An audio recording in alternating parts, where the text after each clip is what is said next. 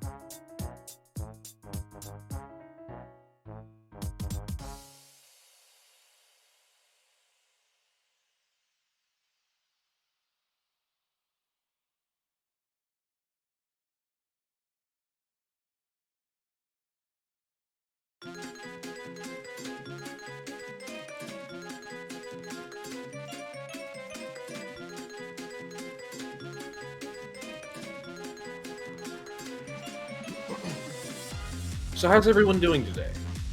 Doing very well. Just glad I'm out of work. I was feeling a bit stressed. I was feeling a bit stressed yesterday, but I'm feeling better today.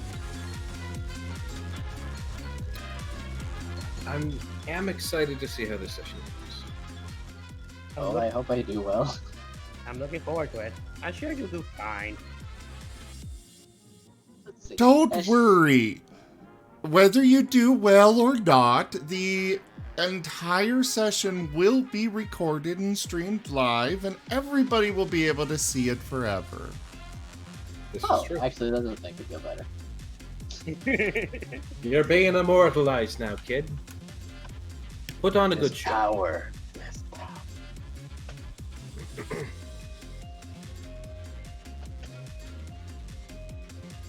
Listen, if there's one thing Ward always taught you, it's to be epic.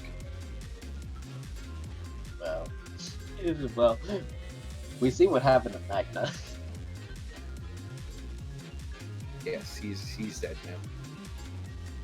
Or is he? Who knows? Oh, he's dead. I don't. Yeah, probably. he fell off of a flying ship onto the BBG. Who had a javelin inside of him?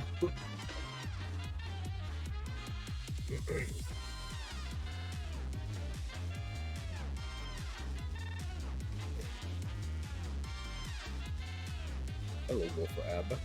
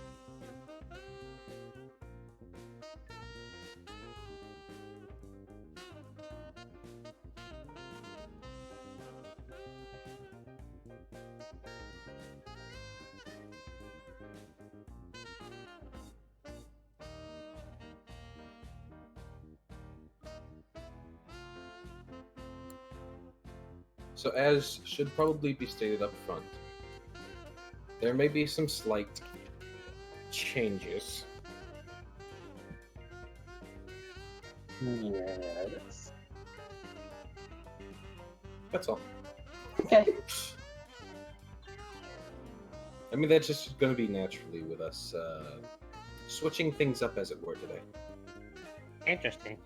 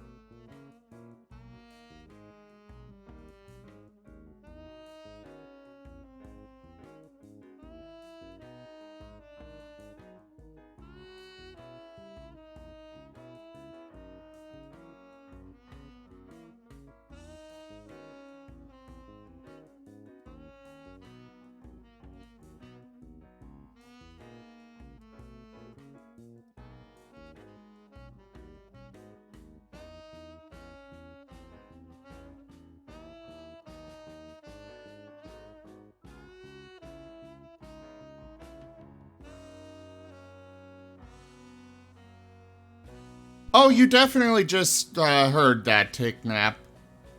But hello, everybody, and welcome to the stream. I am Razim, and this is Tales of Miraleth Dungeons and Dragons. So, we have had some changes here. For starters, our DM, Moriarty, is stepping down, and Dusty will be taking over. Yes. Dusty. Or Digi, or... I'll stick with Dusty. That's how I'm most commonly known at this point. Okay. Or Magna, No, Magna's gone. or that one kobold that for some reason I cannot think of his name right now. Sully. Or the strange doll that Sully, continues to yes. follow the party. Also Dusty. Also... Or, what was Infel? That was Infel too. Intel the Paladin who hated. Hey, Eric's hated him. I did not. I liked Listen, Infel. I'm being Told me I'm out being of character demoted. you'd have to kill him. What? You don't remember? I didn't catch what you said. You told me out of character that depending on how things go, you'll have him killed. Well, Eric's would have. That was not me. You gotta separate in character from OOC. I liked him. Alright. Eric's did not. Yes, we've had this conversation before. But it Okay. still seems... I can still poke you. I can still poke you for it. Yes, and I will respond in kind. Rargle Fargle. Yeah. I can put a lawful paladin on trial. I can put a...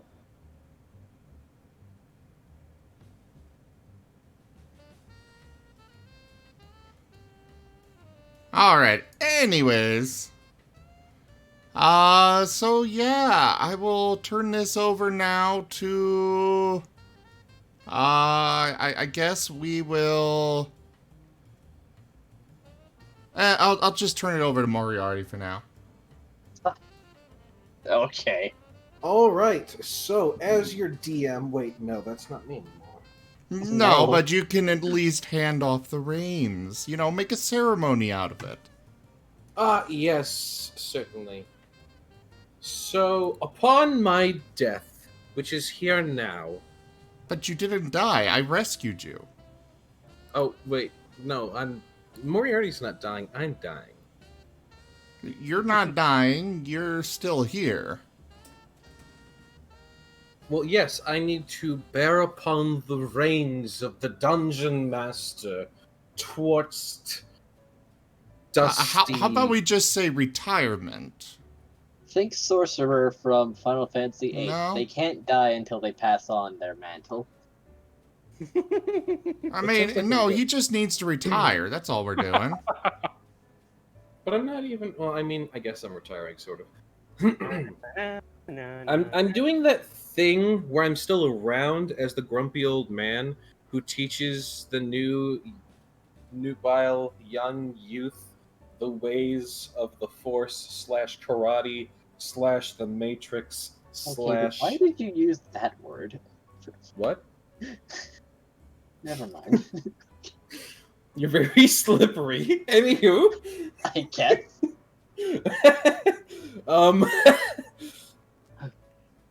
So, with that, I will go ahead and I will give a recap for the past session, which I half demmed, which is the past of DM'd. Shut up. Where we had last left off, the party was returning to one of the first locations in which they had ever gone to before. Where if some of them may remember, some of them may not because they were not there originally. But those who were there originally, being Risforn, Craig, Zyre, and Graham, who is currently not with us today, as they may recall, they had Is left Graham behind- ever going to return? I don't know. He said he would soon since he's back to a 40-hour schedule. But I was expecting him to be here today, and he's not. So, I don't I thought know. he'd be here too. Listen, I can't live his life for him. Supposedly to he was do that. disappointed that we saved him so fast. Yeah, I'm What? kind of disappointed that we saved him, period. I mean, he's just kind of just, he's been T-posing all this time. He hasn't Alright, even been what's your doing any personal chores on the alignment? ship.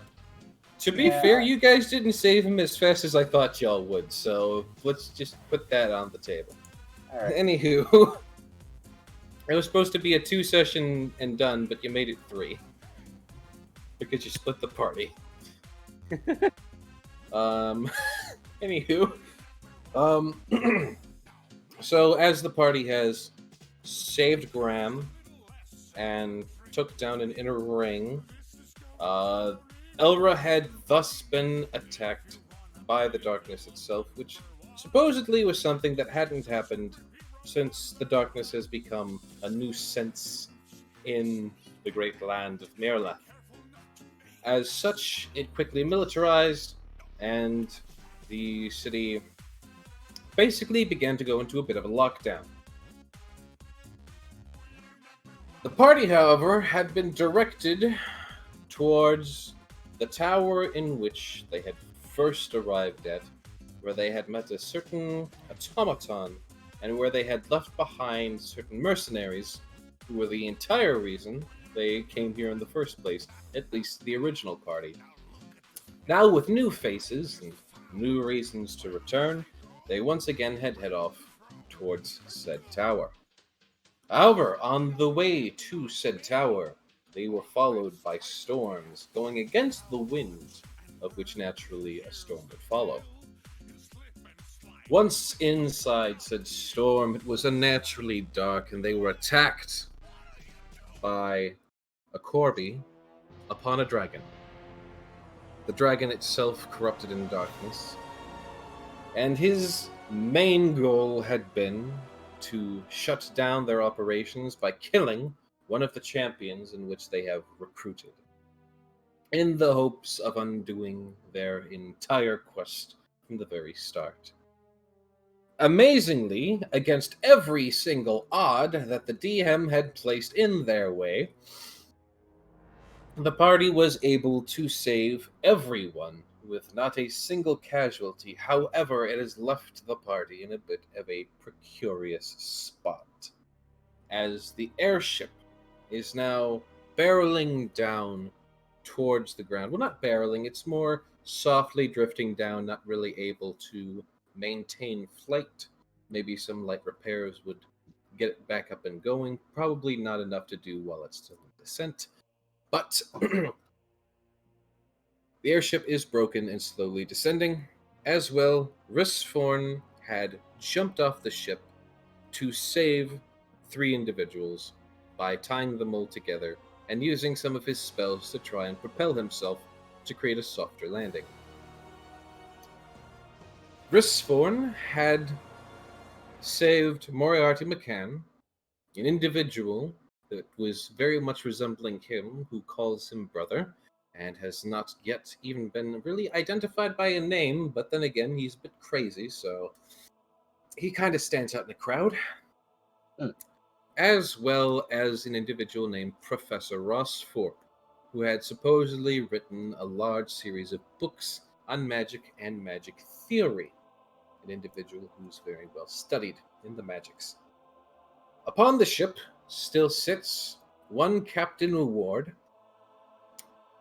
one Delphine, the criminal, and the rest of the party, as well as some other smaller individuals, such as Squeak, the chef, the Zoo Kobold, I think it was. I forgot his name. A few kobolds. I believe there And- was one cat boy also. Cat The boy? baker. No, that was Squeak. Squeak was Oh, the baker. sorry. And that was a mouse. As well as a first mate and some other general soldiers from currently, everyone is in a bit of a state of shock on the ship, as the top deck is basically gone at this point. As those of you who remember the last session, a dragon straight up flew into the top deck to try and sweep off the 3 individuals who Risforn had to go after to save their lives. So between the ship in a bit of chaos and slowly in descent, as well as Risforn and his attempts to save the others, the party is a little bit separated. On top of that, Magna had went to tackle the black feathery foe and has not been seen since. Dun, dun, His dun, fate dun. unknown, as well as, at the moment, the party's fate now lies in their own hands. Right.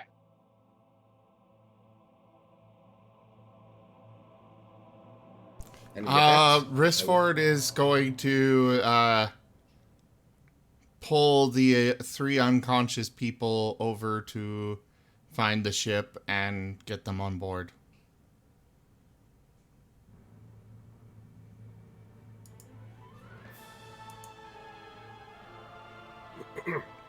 Magna? Dusty? Yep, Dusty, it is now your chance to shine.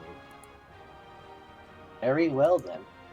With the storm having passed, the waters are more still and calm, and with them being unconscious, they're not sinking readily, but you may have to put some effort to keeping their heads afloat, and them in general. Well, I put them onto a board so they would be floating above. There was driftwood due to the dragon kamikaze. Yeah. Fair enough. Driftwood from your own ship should be enough, especially given that one of them is an aquatic animal, as are you. With your own talents and some resourcefulness, keeping them afloat and bringing them to the shore shouldn't be too much of an issue.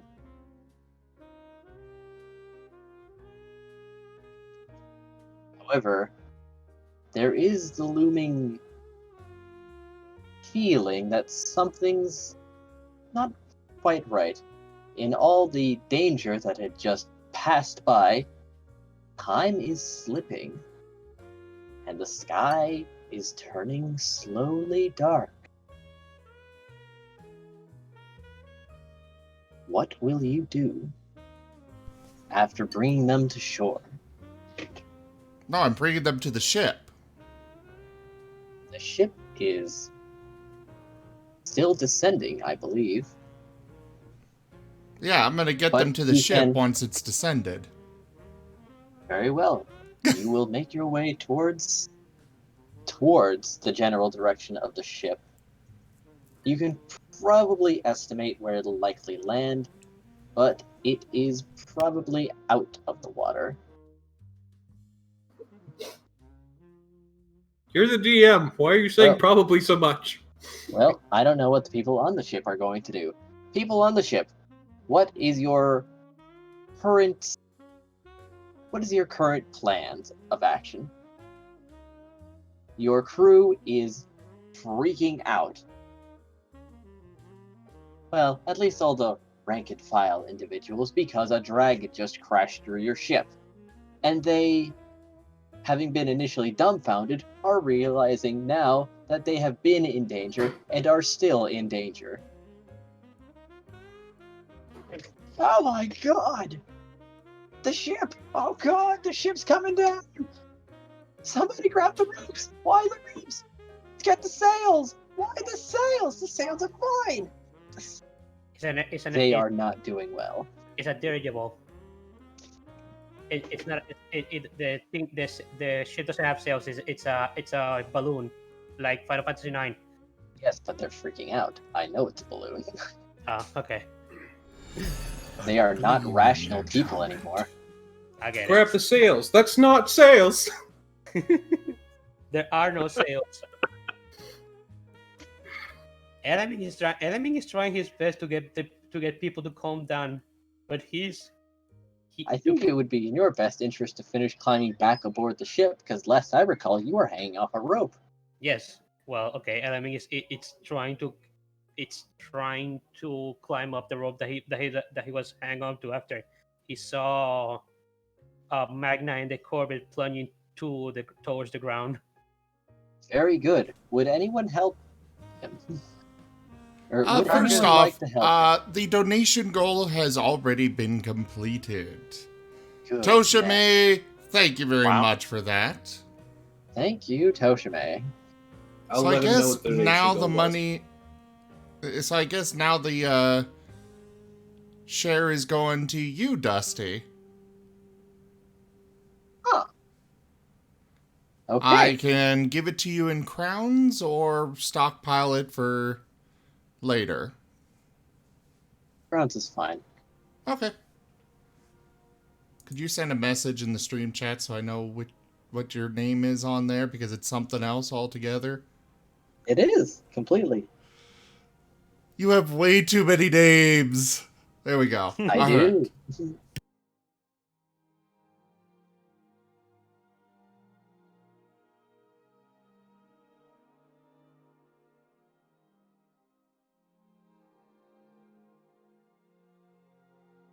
All right, so who's helping up Element?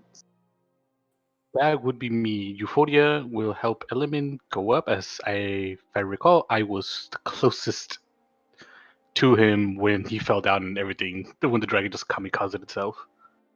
Very true. All right, with assistance, you won't need to roll as you climb back aboard, but the crew members are still unwell and may get progressively worse the longer they're stewing in their own panic.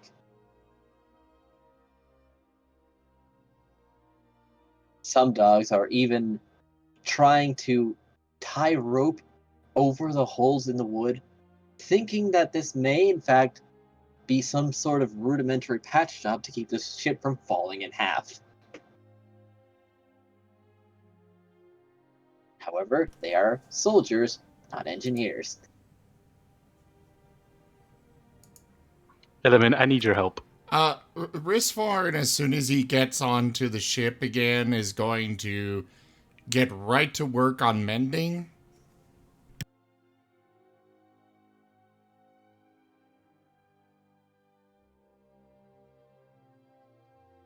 With the ship in its current state, you will have to do your best to drift downwards as gently as you can. But with the damage, you can either try to land in the water or on land. What will the party choose?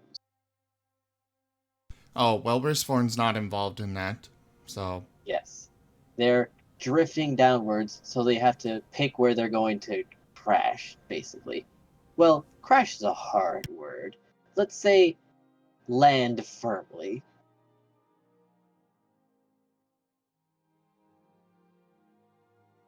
I'm not one much for navigations, but I can help the crew by calming their emotions with a spell.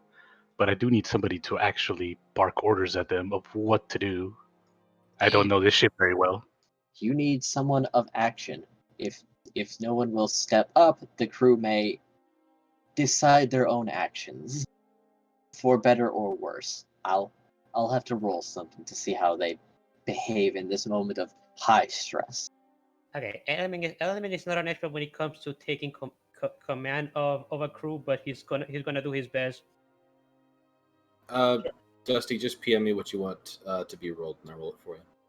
Yeah, that's all I need. I just need you to bark orders while I calm them down. All right. How will you do this? So I do allow me to cast my spell first, so at least they're not mass hysteria all over the place. Yeah, I do have a okay. spell named Calm Emotions that I can suppress their charm or frightened statuses of everyone around me. Frightened does apply.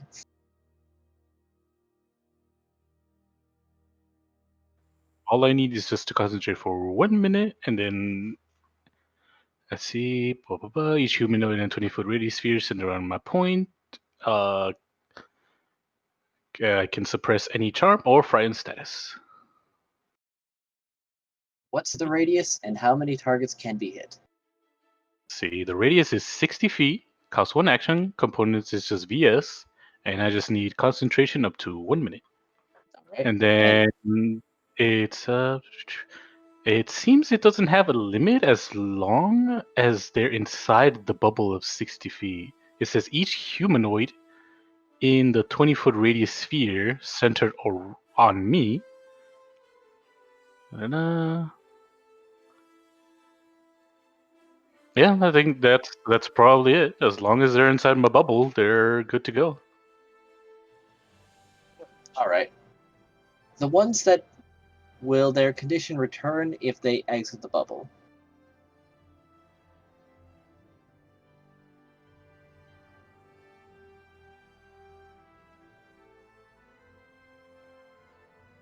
No. It says, let's see, this indifference ends if the target is attacked or harmed. It doesn't say. Like if they leave the bubble, it doesn't say. I see. Well, we'll assume it's cured because the spell will have helped them settle down.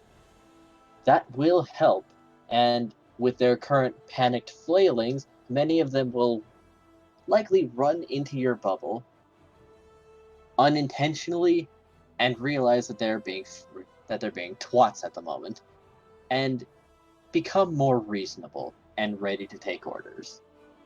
However, someone will need to take the helm, as someone needs to drive the ship somewhere, as it is still actively coming down.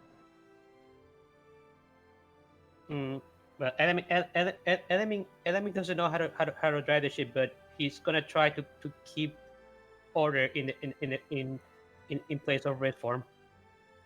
But hey, Captain Warren is still in the ship, isn't he? That is correct. He is. Enemy is gonna call out to Captain Warren to ask him to please try and direct the ship so we can land safely somewhere. Suppose I'll have to take over for him as I'm the GM now, yes. Captain Ward will nod at the situation, but he's still looking overboard in the There's still darkness. Zyre. For there, well, yes, there is. However, Zyre's basically the first mate. If Zyre's there. Here. Hello. Would Zyre you knows like how to fly pilot the ship. Then, will Zyre take the helm?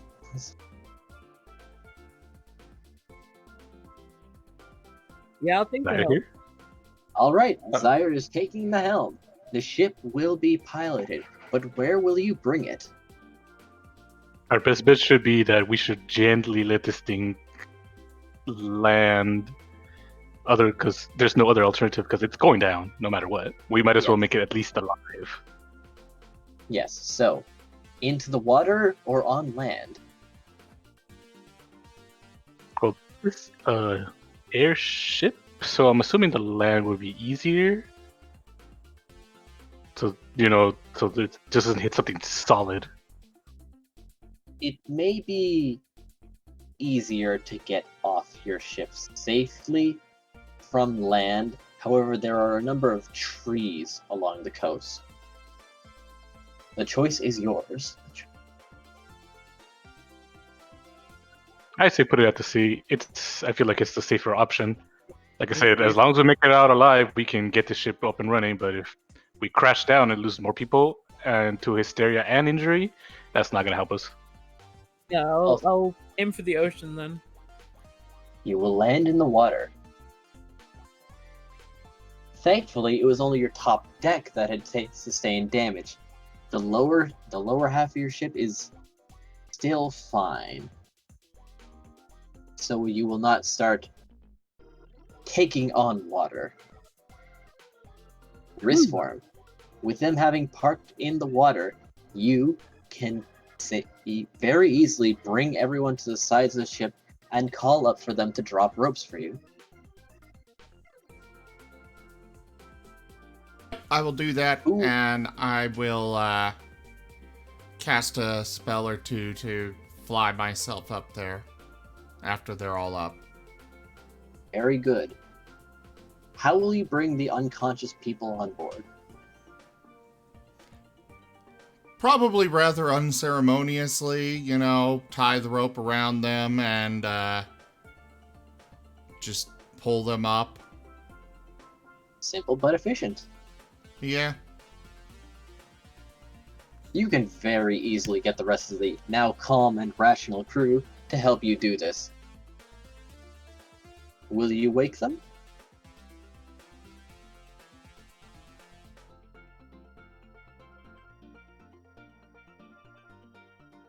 Risforn's ready to just go pass out at this point. Well, I see. May I have everyone make perception checks?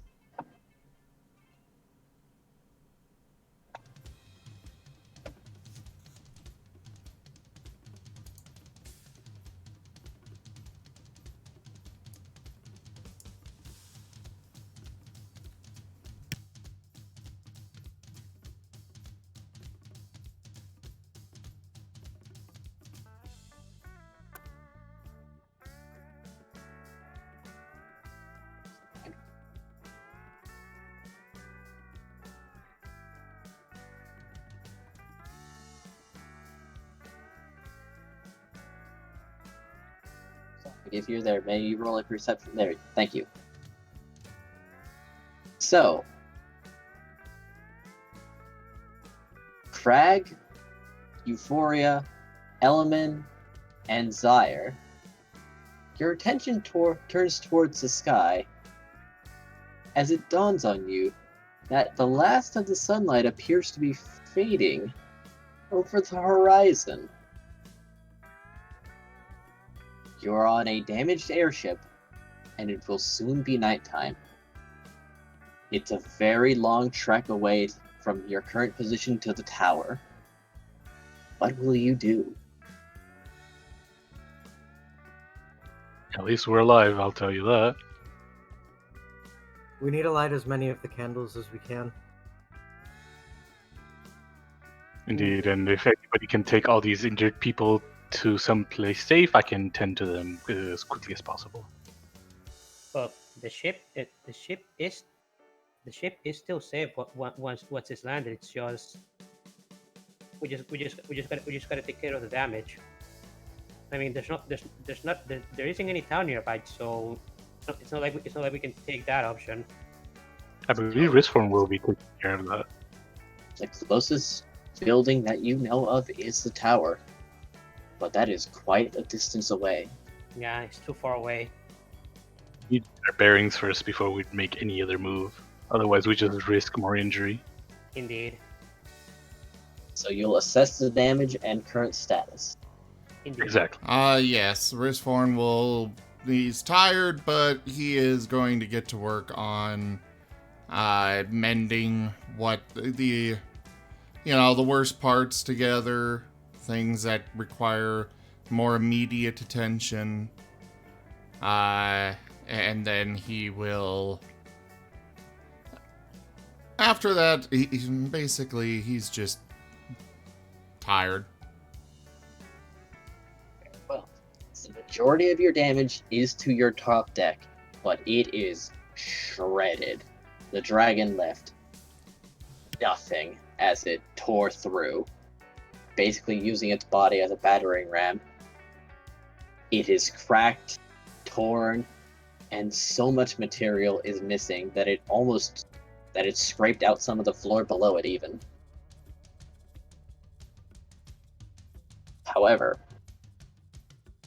this can be repaired with more wood and skill, but you'll need to get the materials. However, you have minutes of daylight left. What is your current priority? We gotta light up the candles we have so the darkness doesn't murder us in our sleep. We will set a watch and light the candles if the darkness itself is actually shows up. Otherwise, Everyone, do what you can. We'll have several people on watch, each one with a candle. So one party member and 2 guards each shift. Current supply. Huh? Oh well, finish. I'll say my piece later. As far as the top deck goes, I believe only half of the portion between the front end and the back end was torn out. Correct. What do you think? Large hole. It is a very large hole. I would assume that an airship would have at least some lumber supplies on board. Very Any probably, ship. but on the lower decks. Yes. Also, the damage from a fireball is also evident, but not as damaging as the hole. Yeah, there's a lot of scorch marks, I'm sure.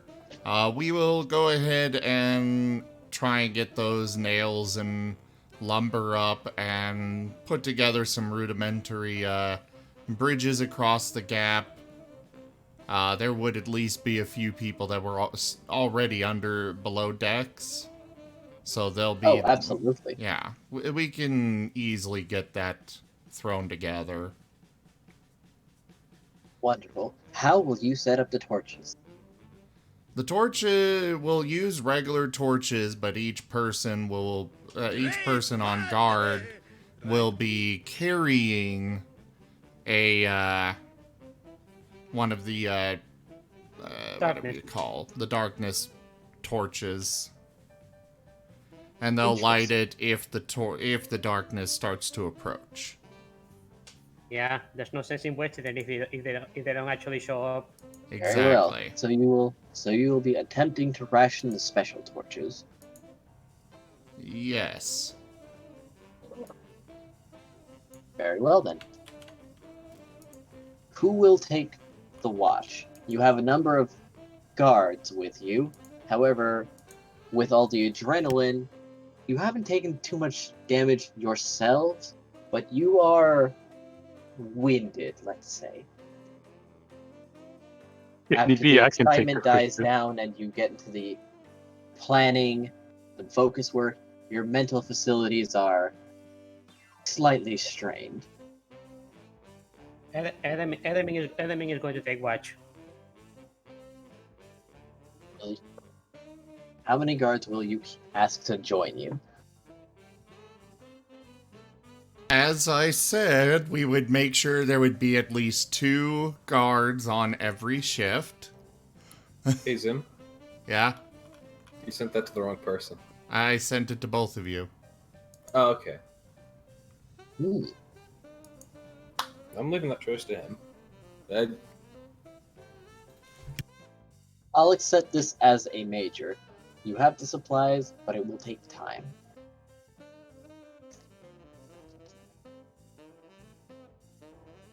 Yeah, we got enough supplies thanks to the influence to make most of the repairs.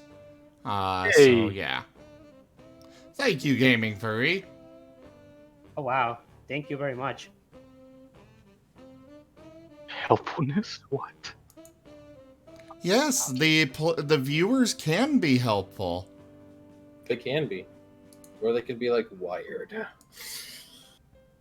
They can make you explode. Is Wired in here right now? Wired! I believe it. I've seen it. Mm-hmm. Darkness approaches as the last of the sunlight fades, leaving a dark but star-filled sky as the moon peaks over the horizon.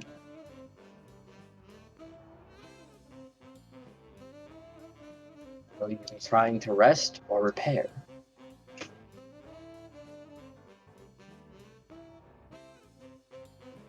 I think the ones that are not worse for wear are Element and Self. So we should have the first watches while everyone else rests, as they seem to be the more worse for wear. Yeah. How many shifts will you I take? think Crag's doing pretty well, so he can help out too.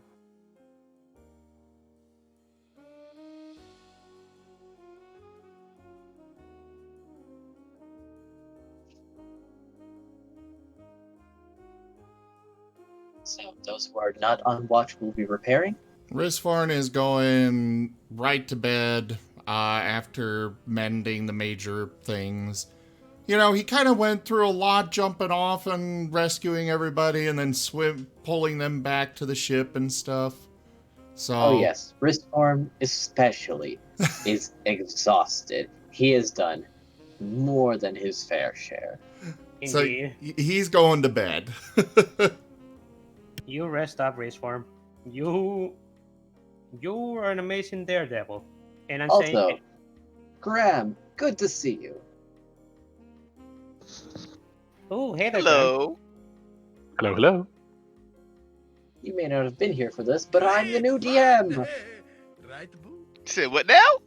Ha ha! I It's have true. superseded Moriarty. Well then. It's true. Also, welcome back, Bunny Boy. All right, more Yes. influence.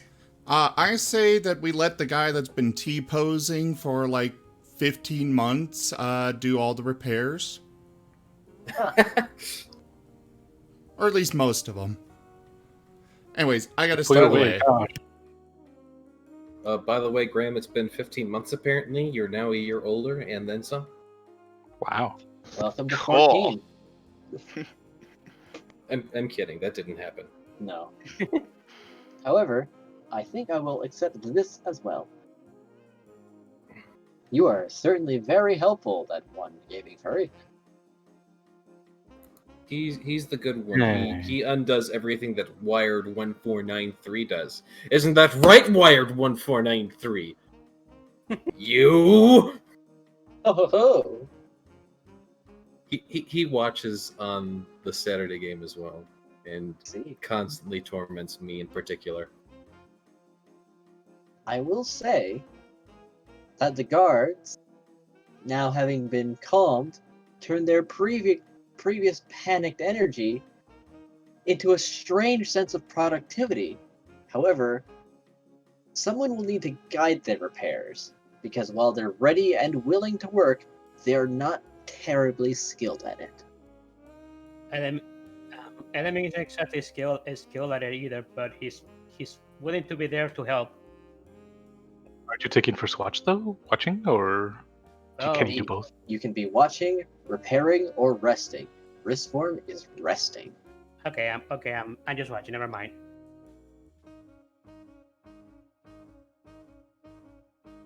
Crag is working on repairing to the best of his abilities. He's quite dumb, though. What do we roll for engineering knowledge? I'd say it's flat intelligence. Crag is walking up to the smartest person and asking them what to do. I think the intelligence roll is figuring out if he understands what to do. So whoever would like to guide the repairing efforts, give me an intelligence roll.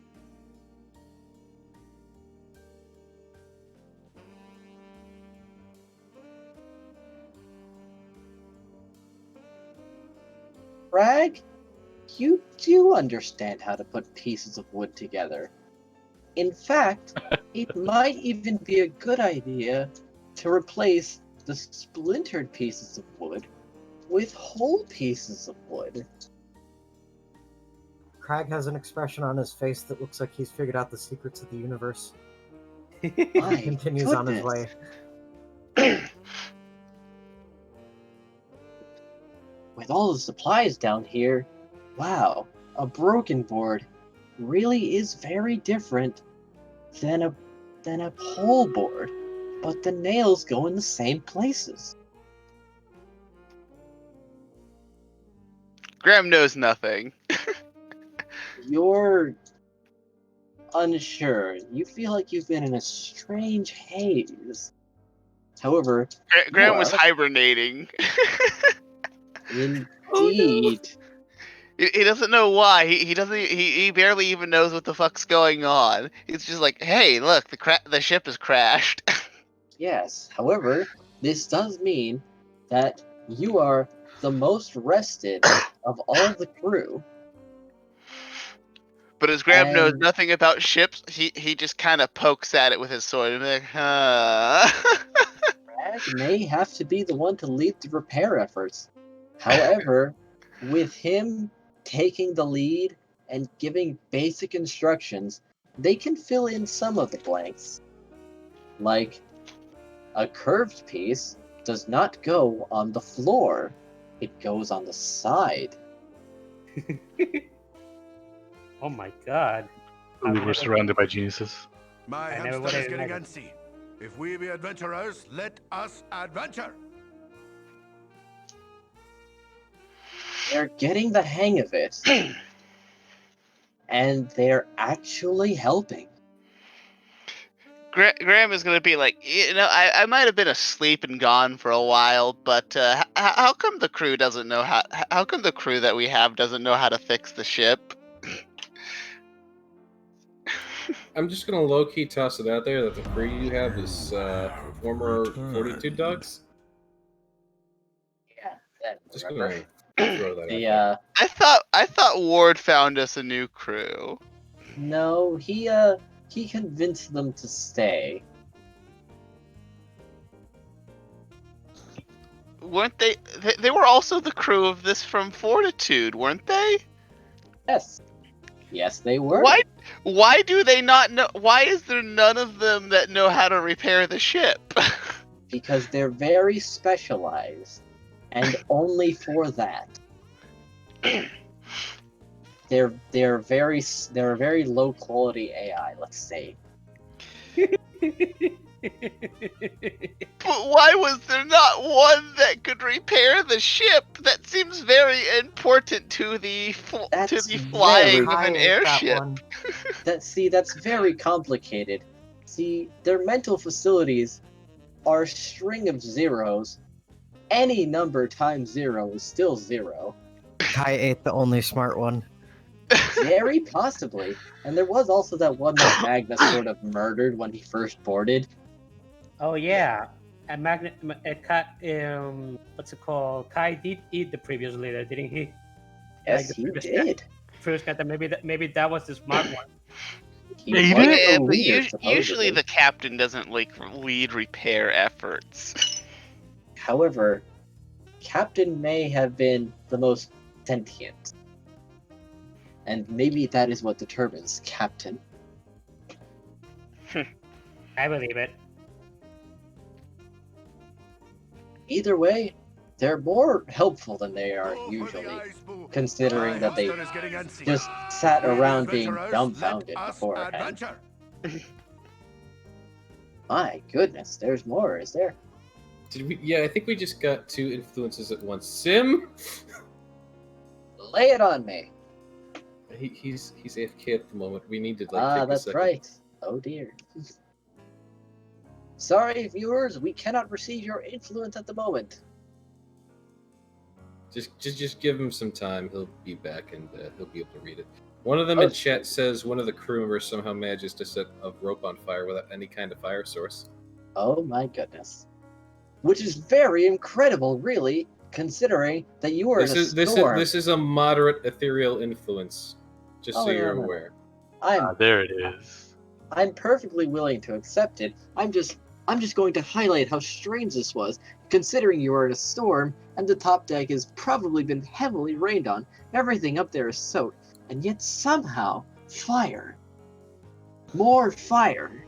Well, shit. Balance in the universe. I think this dog might have managed to break some laws of physics. We need to give this dog a medal after we put the fire out. You need to get him in your Ministry of Magic. He has protagonist potential. Did enemies see the fire? Let's see. You were on the top deck, right? Yes. Then, very probably, you saw him kneeling down, picking up rope, trying to tie a knot, then pulling one end very quickly, and then the entire length of rope, not just the spot that had friction, burst into flame.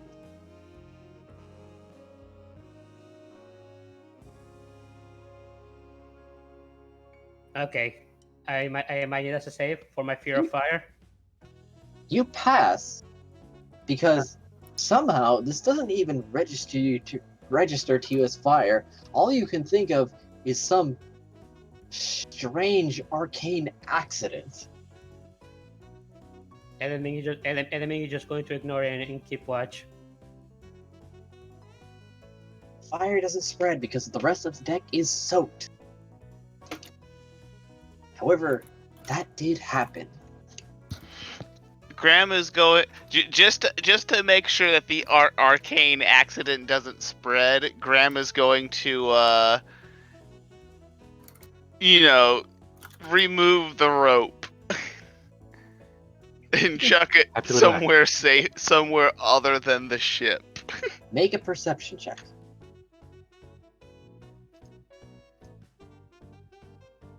Let's see.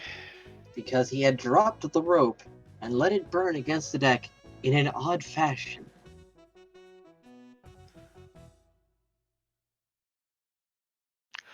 Barely enough.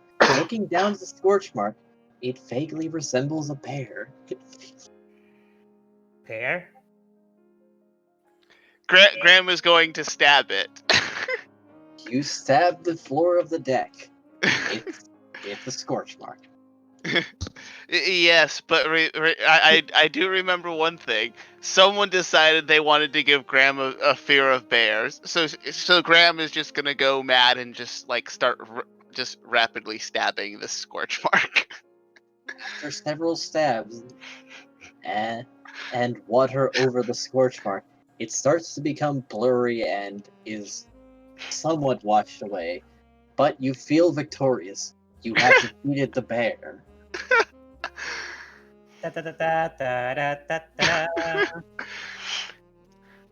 Congratulations, you stood your ground against that vile scorch bear. Proliferate. Hell, it probably counted as a fire elemental. Hey, I wasn't the one who gave Graham a fear of bears, but I'm sure as fuck going to play it up. And I'll give you every chance to do so. Enjoy it.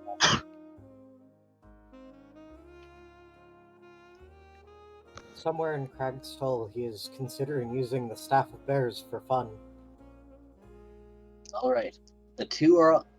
Has everyone picked their role? Yep. I'm watching. Alright. If that is if everyone has picked their role, the people currently on watch, roll perception. As Graham failed his intelligence check, I'm gonna just assume that he's going to help watch rather than help prepare, because staying watch the whole night will incur a single level of exhaustion. Well, he wouldn't stay watching the entire night. You could take next shift. Well, that's what I meant by he's gonna help with watch. He's gonna take a shift. Alright. Crazy man. Haha. Not denied.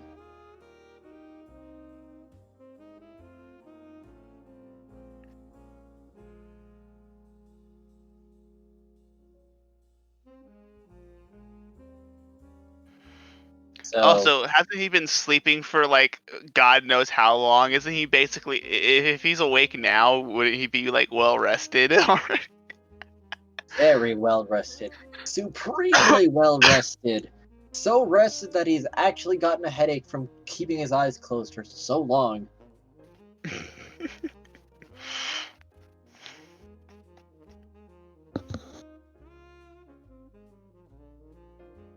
Well, whatever shift he's gonna do, whatever shift they that needs extra help for watch or whatever, or needs someone to watch, he rolls 20.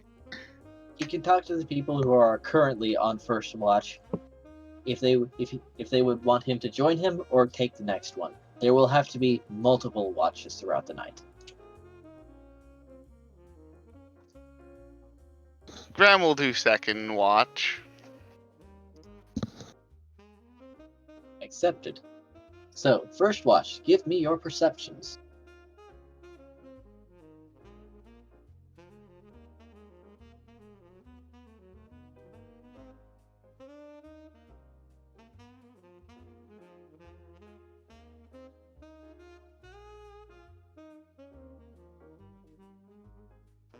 Anybody else on first watch with me?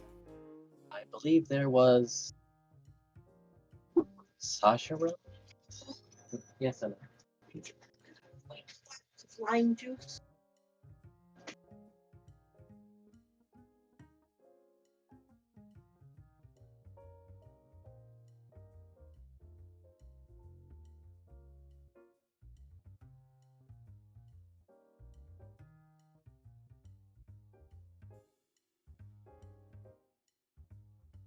I have returned with haste. Cake. Indeed, pastry. So, I suppose, Sire, were you not also watching? Oh, I was trying to help with the repairs, but since I I see. completely failed that role, I think I'm gonna also rest and maybe take like the third watch. Very well. So I guess I'm the only main character doing first watch. All right. Moriarty, can you please roll for the 2 guards that are accompanying Elvin on his watch? None shall see me. Though my battle cry may give me away.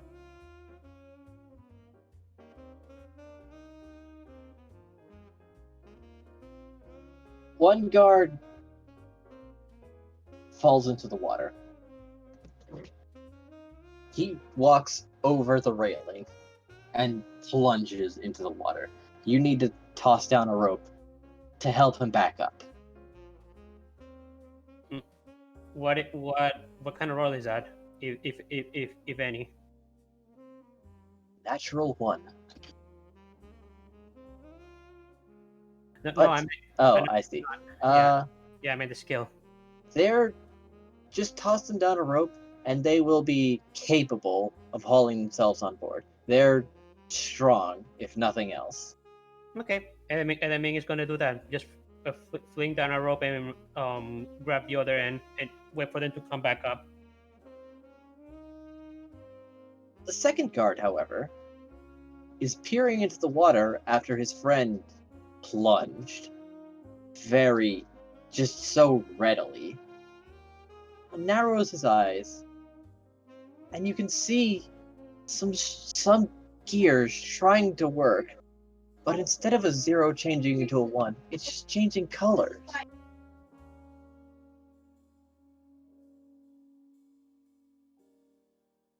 I like how you describe that.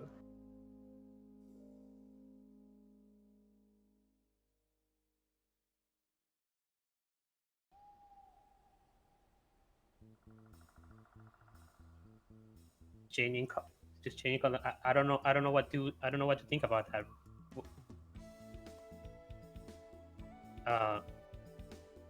Dusty, you're muted.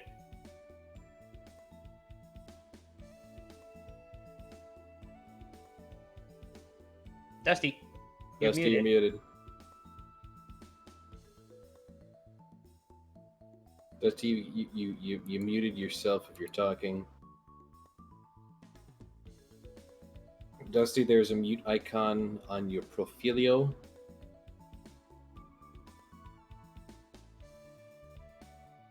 Well, guys, guess that's the end of the session. Hope you all enjoyed joining us today. I'm kidding. Hexadecimal colors. Just looked in the chat. Hexadecimal colors. By the way, Graham, you need to get your icon back on. Ah, yes.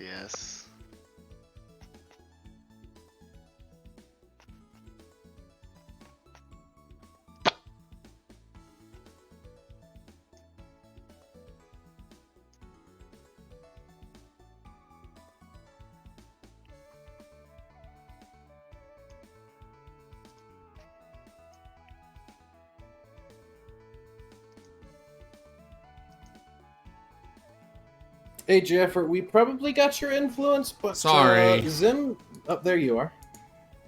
Zim, we Sorry have a about few that. influences. I know, I can hear. Okay.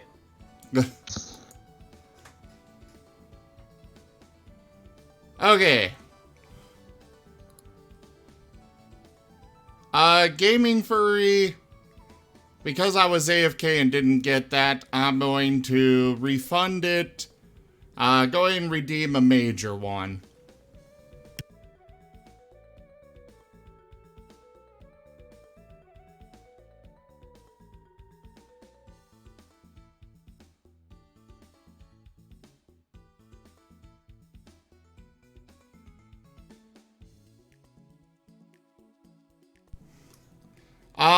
Considering everything else you've redeemed, yes.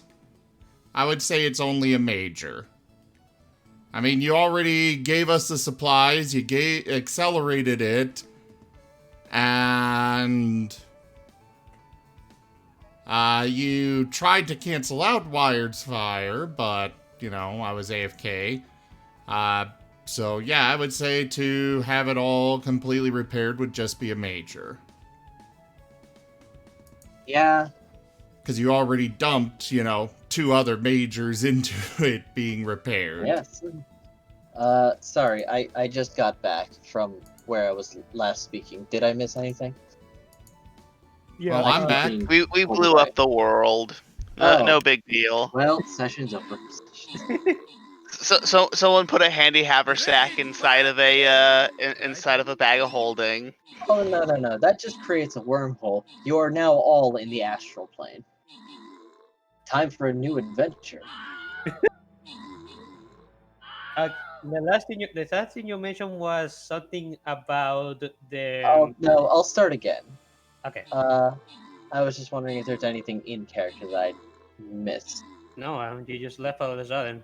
What happened? Very well. He's looking into the water. His mental facilities are limited, but something seems strange. Like you can see flashes of warning, perhaps. Like a 0 is trying to turn into a 1, but instead of turning into a 1, it's just changing colors. But something's up. And then he asks out loud, "Isn't the water darker than it used to be?" Enemy is going to take a good look at the water. Should I roll a perception check? Please do. Is this still the first watch? Yes, it is. Yeah. All right.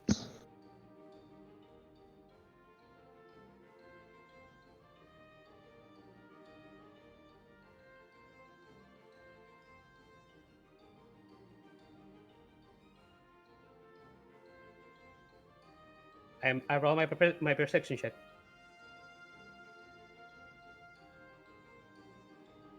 Was it the 13? Yeah. Oh, I thought that was your previous watch. No. Oh. All right then. No, that was his previous watch, I assume. Yeah. I thought it was because he rolled a 13 and the guard got a 16. Yeah, that was... Yeah. No, my first watch was a 17. That was a wisdom throw. That was a wisdom, yeah. Yeah, that was a wisdom You've only save. had one watch. Yeah. No, my other perception check is up there. It's out of the list. Like you gotta scroll up a little bit to see it. Oh, it's quite up there. I see. No, that was to see the sky. Because it was turning late, but not everyone might have realized it. Yeah, he's right. Okay, I'll just try another. And even. Oh, okay. I see what happened. Did it not land?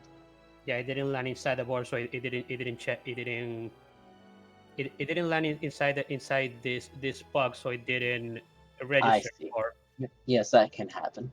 Anyway, after he points it out, yeah, for such a starry moonlit night, the water isn't reflecting as much as it should be. It seems to be taking in light, even.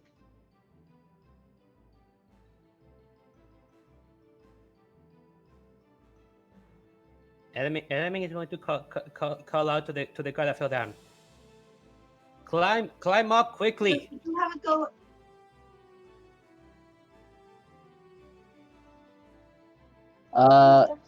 With a rope tossed down, he will readily begin to climb, seeing that there is alarm between the two people looking down at him, but not quite understanding why.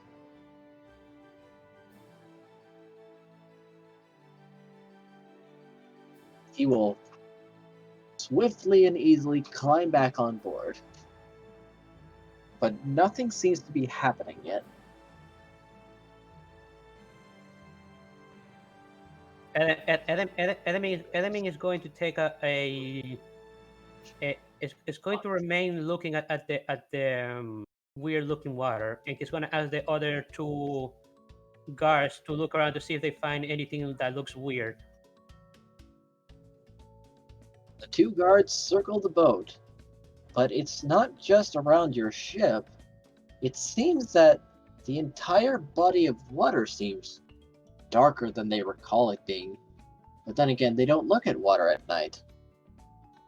It's just an odd thing to do. Maybe this is normal, but you don't trust it.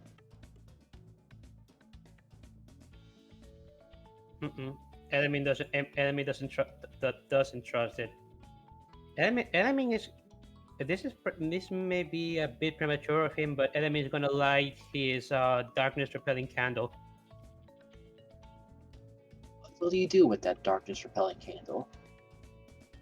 He's gonna keep it up like held up on his hand. All right. That light does seem to reflect in the water, as the water you're patrolling closest to seems a little lighter than before. But as you step around the ship, it returns to how it was previously. Enemy's ears lower as he realizes that the darkness is starting to encroach around them. The enemy is gonna tell the guards to go wake up people, and he's gonna try to go do that himself. It's a Risforn.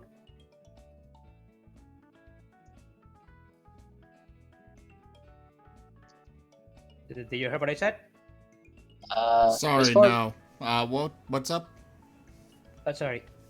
I'm all over the place tonight. Sorry. Okay, I said enemy is gonna lower his ears, and he realizes that the darkness may be encroaching up on the ship. So he's telling the guards to go wake up people. Because we may need to try and repel it, but to not wake up Risforn because the guy's just too tired to do anything at the moment. So not waking up Risforn? Yes. Well, then why are you wanting me to be in? Why were you trying to get my attention? No, I wasn't trying to get attention. I was saying, I was saying, what I was saying is to not wake up Risforn. That's what I was saying. I see. Yeah. Okay, who are you and what did you do with Wired? What is going on? Did he do something nice? I don't think it's really him. I think his account's been compromised.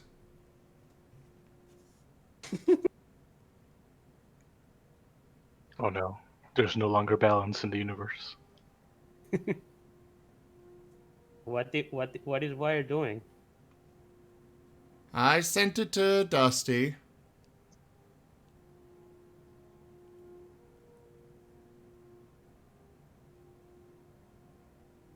Interesting.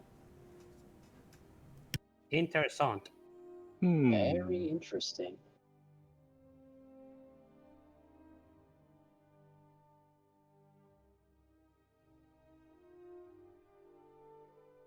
Hey, Power Stone, could you redeem a major ethereal influence for me, please? I accidentally refunded the one from last night when I meant to accept it.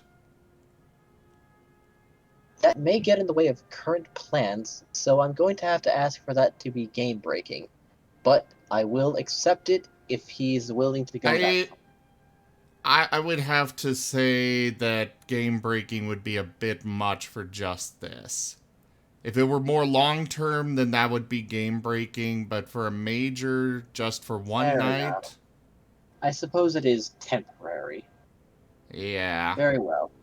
I'm even on the fence about major being major is a little too much in my opinion as well, but you know, if it is messing with your plans, then major would be enough. All right.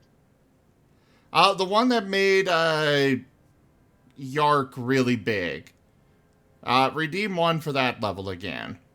Power Stone. Just so I can accept it and get the crowns out. Element. Mm-hmm. As you're patrolling the ship and watching the reaction in the water, you drop your candle.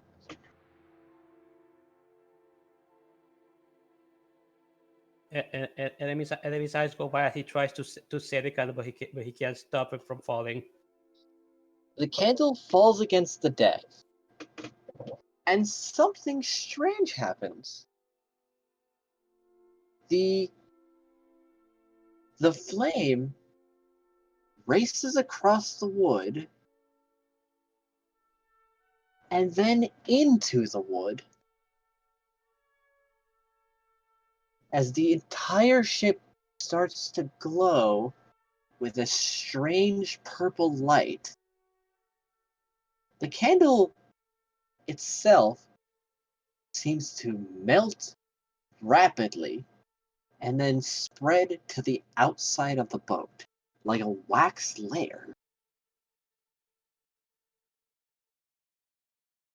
Now roll a wisdom saving throw. See if you can even comprehend what just happened. Yes, that is what just happened. You're sane. You saw that.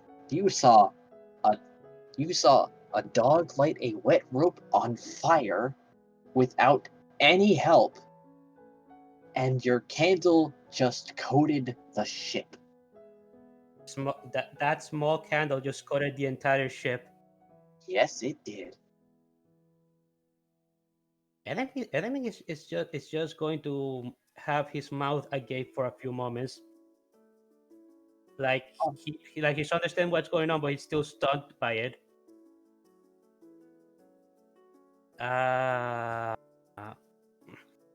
Enemy's gonna shake his head to get back his bearings. You're not out of the woods just yet. I'm going to say, now, roll one more perception check.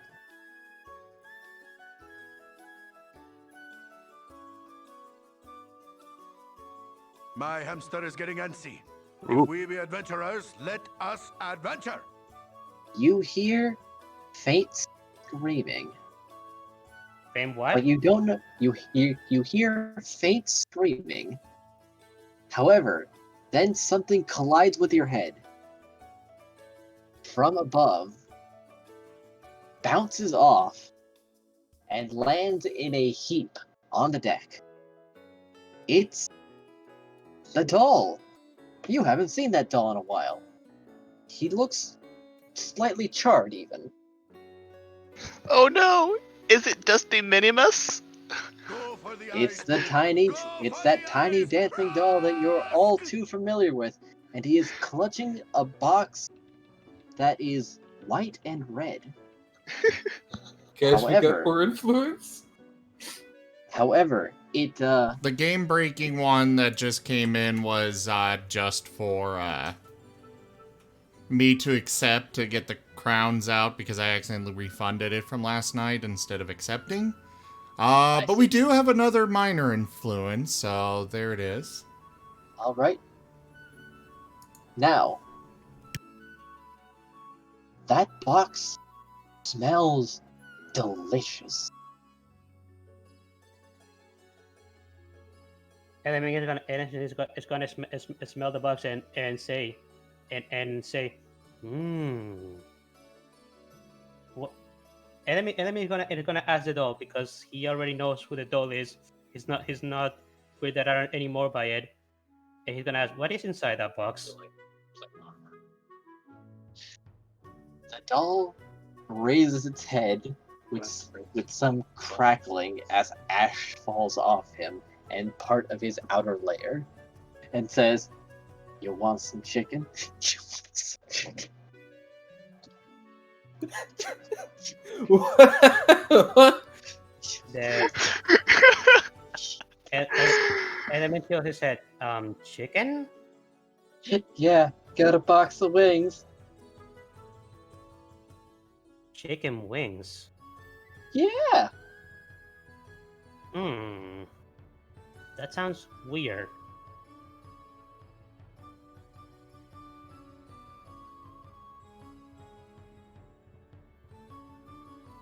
Yeah, that sounds weird.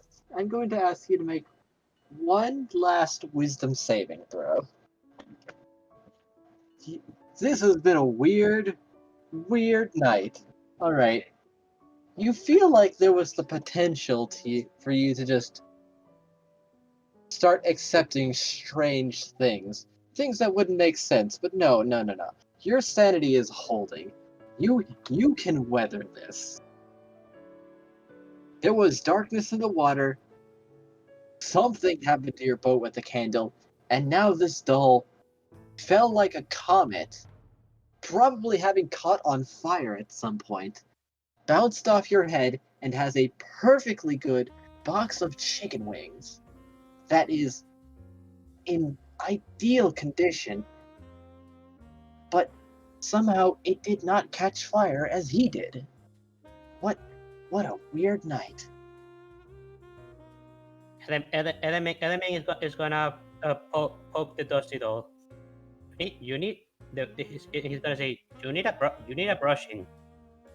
I need a bath, but I hate him.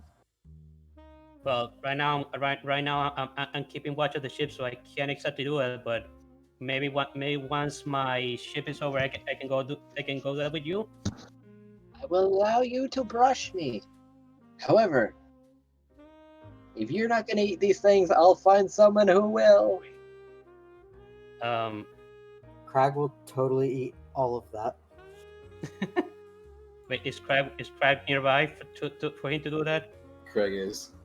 He's wandering around fixing things, so he could very well be. Crag, you raise your nose. You smell something exotic. It's meat, but it's greasy, delicious. It's like nothing you've smelled before. It calls to you, beckons you to the top deck. Crag follows the smell of chicken and hovers above Dusty. You see Are the you box, gonna eat all that the chicken? source of the smell, the rich, caloric goodness beckons you forward. You need this chicken. Crag drools on Dusty and asks if he's gonna eat all the chicken. I don't have insides, so no.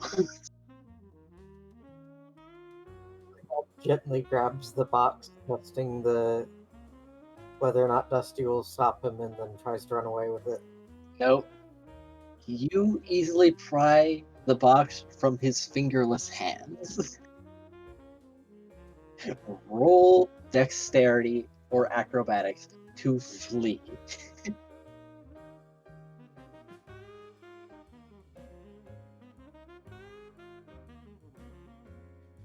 Oh no, crap. Crag is so bad. You're too tempted by this sultry scent. It's invaded your mind, and your mental processes just say, you need this. It has to be yours. All yours. But the deck is wet, and as you try to scramble, you almost somersault forwards and land hard on the deck. You're not hurt, but you are briefly dazed as suddenly your face has collided with hard wood, and mixed with the scent almost robbing you of your normal self. You need a minute. Enemy is gonna approach Craig and cast. Enemy is gonna approach Craig and cast cure wounds on him. Your face doesn't hurt anymore. Crag smiles dopely. Thank you, and then eats his chicken. His now probably soggy chicken. I'll have to ask you, Crag. You have to roll intelligence to open the box. You have no issue opening this box. The chicken practically feeds instructions into your mind on how to retrieve this. These chicken wings are magnificent. They're so soft and juicy and coated with a sauce that practically makes your tongue dance. Now roll perception to notice something. The chicken wings will eat your soul.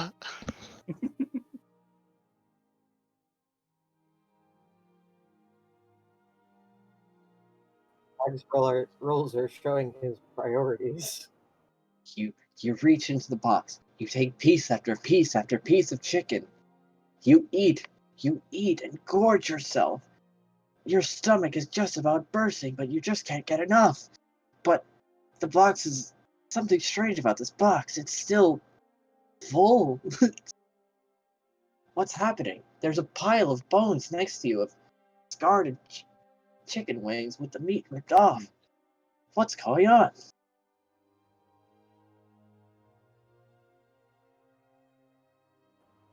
And you may also roll perception. Huh? Elman, you may also roll perception to witness this.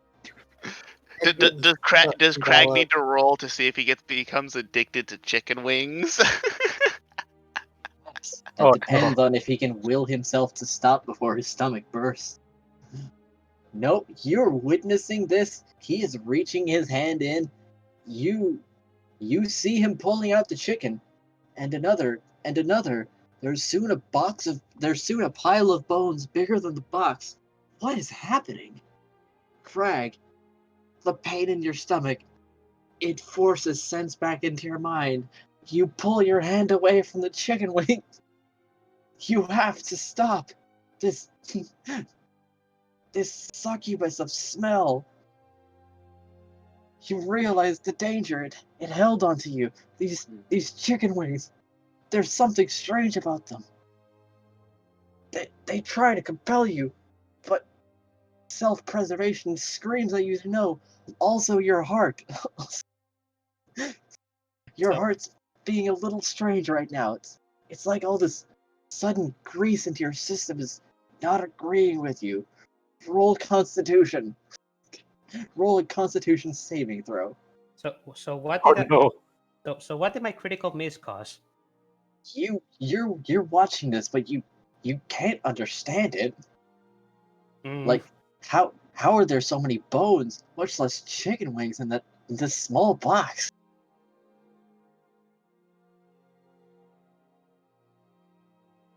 Yep, enemy is just dumbfounded at the sight of the infinitely refilling box.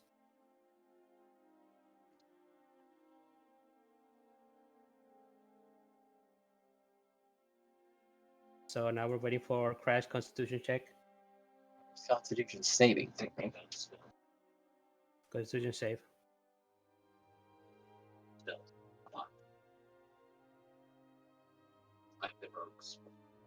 Ooh. That was a wisdom. You guys are very robotic. Oh no. Oh no. Oh no. The chicken rises. The grease. It's too much. You must expel this evil tempted from your body. Quick, to the side of the boat.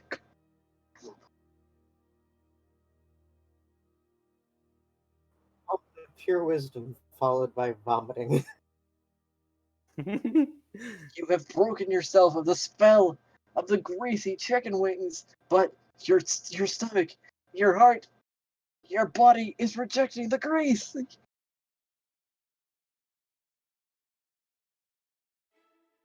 The soft, tender meat slathered in barbecue sauce. Crag looks miserable. You must spend a solid minute over the end of the boat watching all that delicious food leave you in a worse state than it entered you. You get the distinct impression that the fish will be happy tonight, but you are not. Element is gonna approach Crag and pat his back, just to help him with the vomiting.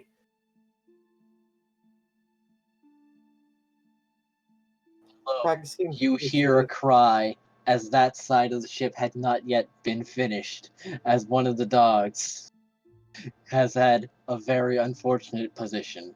He heard something happen above deck, and he stuck his head out. Well, luckily, nature has a shower going right now. Yes. However, that poor dog. I feel bad for the doggo.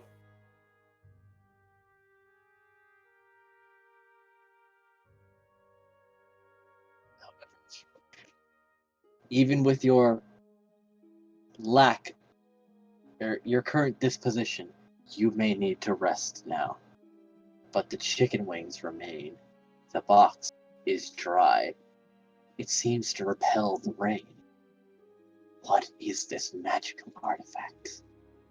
However, the guards are making excellent progress. By the morning, they may have this done themselves. You no longer need to worry about putting anyone on repairs. You can either watch or rest. But as the ship is in its current glowing purple state, you may feel at ease. Enemy is gonna approach the box and try and close it. Box is easily resealable. Say that again? The box is easily resealable. It's going to pass out on the ground somewhere in the middle of the deck, and Kai is going to lie near him. Enemy is gonna approach the dusty doll and ask him, "Where did you found this?" I found it in Texas. Where? Texas. It's somewhere so far away, and they shoot you with guns. What's a gun? I have no idea. However, I had to find my head again. Great food though. Enemy is just going to scratch his head and give a long sigh. This thing right here is a very dangerous thing. Now, on the subject of Kai coming up to the top of the deck, make a wisdom save, because smell still permeates through the deck. Kai makes wonderful. Yes. Can Kai resist the sheer caloric goodness? Yes. Kai. Does Kai just eat box? Possibly, if she had failed. But no.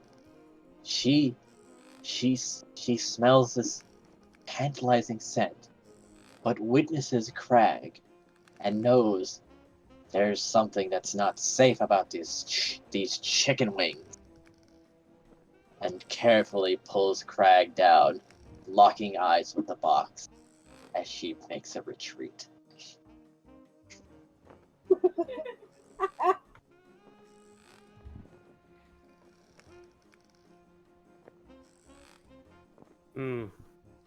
Enemy is saying that like everyone was saying, he said that this thing is very dangerous.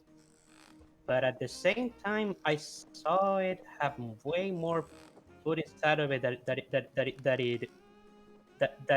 it pretty much should have been. So this box is some sort of bag of holdings or something of the sort.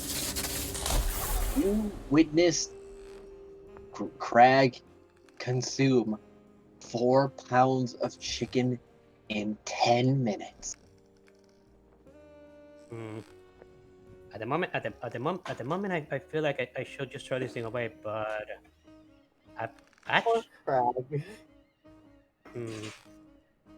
At the moment, Element is pondering whether to throw this thing away or not, but he decided that he shouldn't because he actually wants to show it to one of the mages in the ship to see what they can make of it. So he's gonna save it. Well, it smells wonderful, but your rational mind witnessed what happened to those who fell under its spell. You can resist for now. Mm-hmm.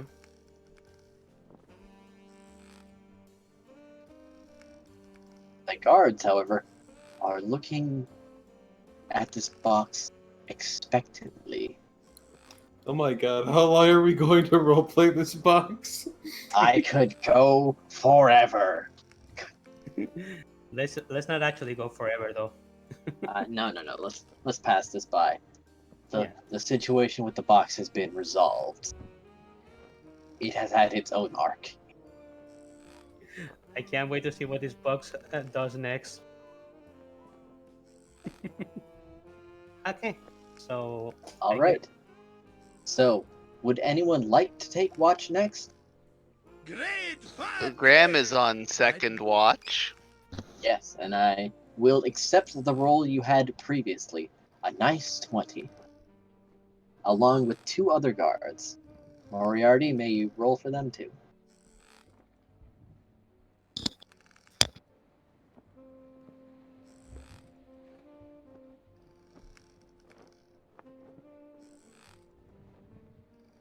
Oh, Jaffer. I understand. And I will accept.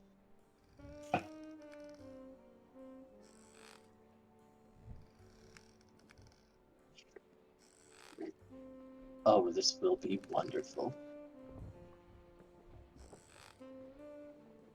Now, the bones had been left on the deck. All of the bones. You know, I subscribed to this sound effect thing forever ago, and I'm finally actually using it. And so far, I am not happy with it. Really? Probably because I can't figure out how to work its stupid program. See. They're subtle, but you guys should hear some high seas kind of sound effects in the background. I mean, I hear birds. Yeah, that's coming from my end with this, but for some reason, like, they've got a bunch of spell effects, but to actually play them, apparently I've got to click this little plus, then go to my browser, paste it, opens the proxy thing, and then it finally plays. That sounds like a terribly complicated process. It is. I don't understand why they've got it set up like this. Like, why can't I just click chill touch and have it play the sound for that? Or mending, or any of these other sound effects. Why is it making me go this route? So that's apparently the sound effect for mending. It's cool to have these sound effects, but good God, why is it so complicated?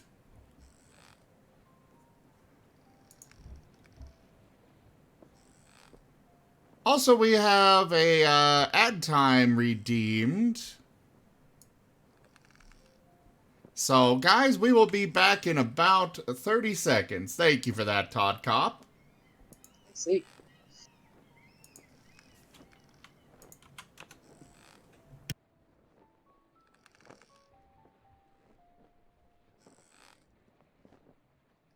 Oh, no. That little scene with the chicken we bought was really funny. It was the donation goal. So congratulations. You have an infinite box of chicken. However, you'll need to roll wisdom saving throw to eat a normal, rational amount of chicken and not become addicted to it. Luckily, Graham's a rabbit and therefore a vegetarian. Yes, very good. But maybe. Unless someone kills Snowy, then he just kind of does. Then he doesn't really care what he eats as long as it's keeping him alive.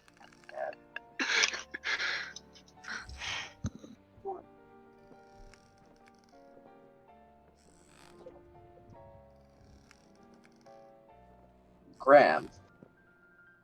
Wait, sorry. I should wait for the ad break to be over.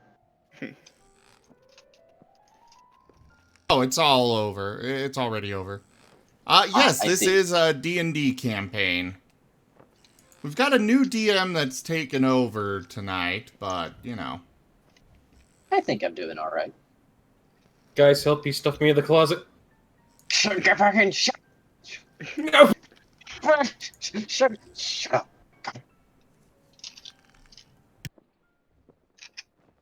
Where he truly belongs. So what does Graham see on his shift? Just see the little doll marching back on top of the deck, kneeling down, and sailing into the air with a jump that would make Saitama proud. He just squats down. You have the distinct impression he went up, but you didn't even see anything. He's just gone. Aw, that's sad. Goodbye, Dust the Minimus. Strangest of dolls. There's something else that's grabbing your attention. That pile of bones is way more together than it should be. It's not haphazard in the slightest. Another guard also takes notice of this. I Eldritch Blast the bones. Roll it.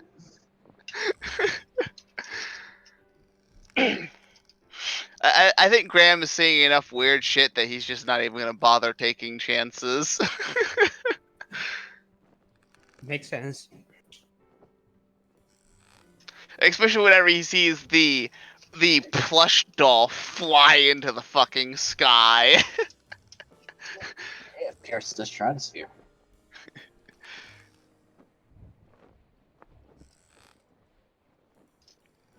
Strange mass of bones leaps out of the way. Oh, but the second one catches it. Roll damage.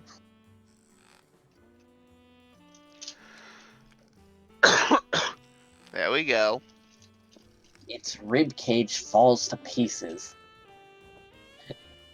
but comes back together. It's cracked, but what you see before you is some strange demonic chicken comprised entirely out of wing bone. Well, arcane sigils start to glow across its many joints. Huh. Well, Graham plots its death.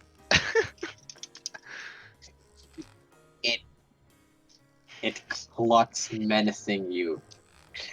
Please. Graham had to put a chicken isn't scarier than a bear. No, it's not. And he had to put a bear down himself like 3 fucking times. I think he can take that. I think he'll take the chicken.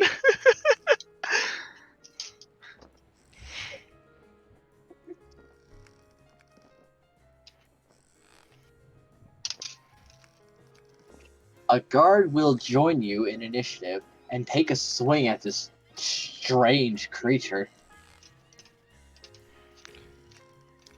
I mean, it's basically just an undead, like, chicken, basically, right? No, there does seem to be some strange energy to it. This is no mere skeleton. There is a magic to it. Well, yes, but I mean, in essence, it doesn't change. Just because there's more to it doesn't change what it essentially is. It's a chicken comprised entirely out of wing bones, but yes, it's just an undead chicken. Greasy bones. While I'm at it, Moriarty, can you roll an attack roll for the guard? Another one slower on the uptake, and we'll miss the first round. I'm gonna go ahead and say no, I can't. Huh. Great fun! There you go. Right, Boo? The guard swings down with his blade and lodges it very firmly into the deck.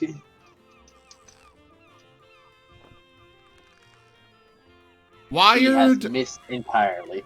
Wired, the first part would be acceptable with a major, but the second would require a game breaking. Or the second by itself would require a game breaking. That's a big oof right there.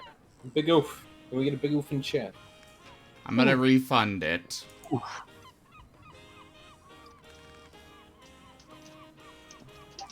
I did give it to Anir, or to Dusty Anir. Oh, it will be done.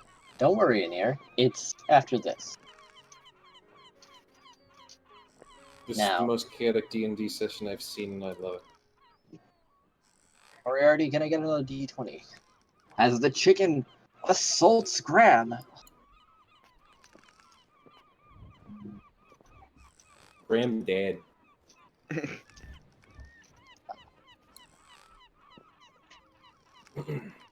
I shall. We are still level 5, correct? Yes. No, we're level 6. Well then, I need to. You said we would be getting one, but you didn't say we actually got one. Yes. Not just yet. You Now. are once this session is complete. Hopefully, if you get to the point as intended. That will get there, but I'm having fun. The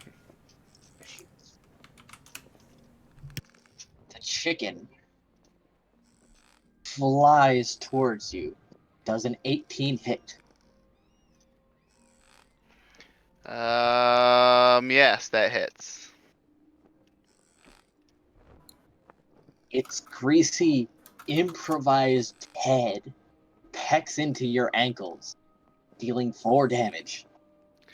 Well then, I have an answer to that. Hellish Rebuke! By all means. Things should stop attacking me. It doesn't end well for them. Let's see. Actions. Hellish Rebuke. It needs to make a dex saving throw.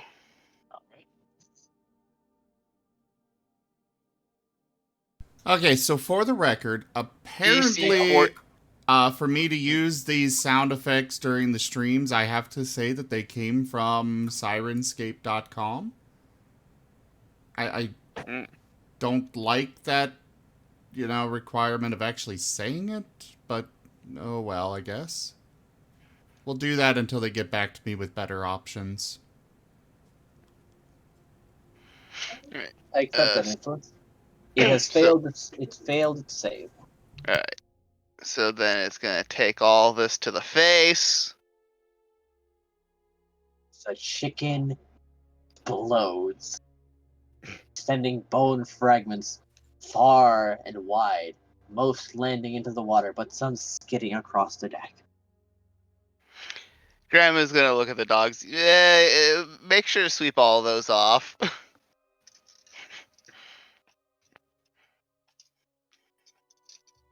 Roll perception. Alright, Graham can do perception.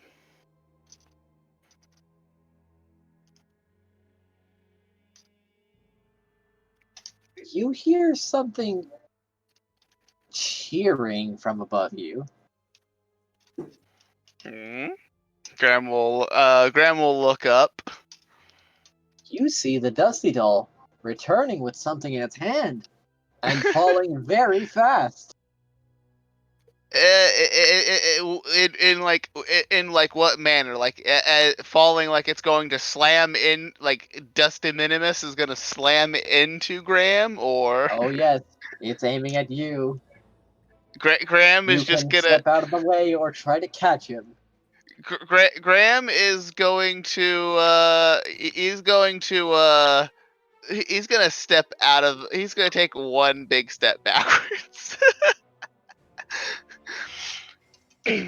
As he doesn't know how. Wait, how fast is he? How fast is Dusty Minimus falling?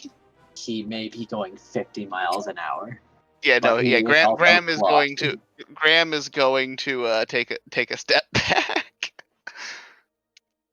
Dusty Minimus plants himself hard into the deck.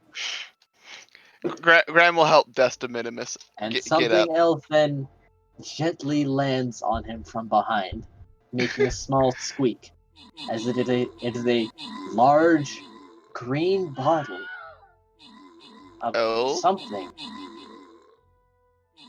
There's some strange writing on the front, but with some deciphering, it says Sprite.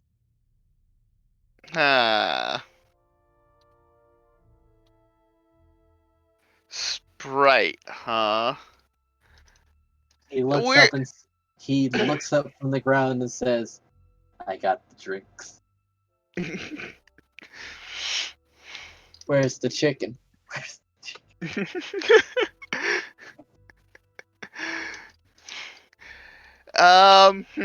Let's see. I think a Sprite is technically a spirit. I think it would have a similar writing. Let's see, Sprite, and that's all it says, except for these really small letters and numbers around this strange labeling. If you turn it around to examine different sides. Graham was gonna be like, Dusty Minimus, why did you shove a spirit into a strange bottle? That wasn't very nice. I didn't do that. Other people did it. I'm just taking the drink. Why is the drink made of why do you have a drink made of a poor spirit, Dusty Minimus? How could you be so cruel? I thought you were better than this. But it's fizzy. You gotta try it. It sucks. You gotta try this. Graham, fully believing that this thing has been made from the bodily fluids of some poor spirit, does not partake in the Sprite. Dusty reaches his tiny hands up to try and take the bottle from you. Someone's gotta want the Sprite, but they need the chicken to go with it. I don't think. Wait, did you get this from the same place as the chicken? Yeah. You're supposed to drink it with your chicken.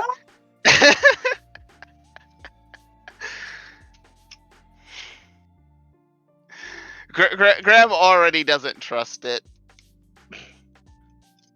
And he'll yeet it off the side of the boat. Dusty sails off, trying to protect the soda, but he falls short, and both land in the water. The bottle floats, however, bobbing to the surface very easily.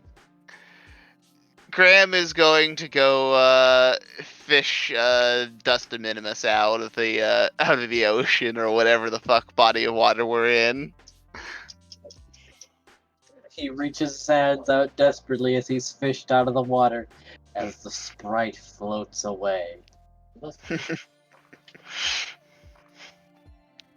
You should know better than to take cursed food items.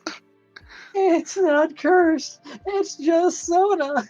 He whines pathetically. And I'm sure the chicken was just chicken. Oh no, I cursed that myself. Why, Dusty Minimus? Why? Because it's so sad when you reach into an empty box, but you still got the munchies.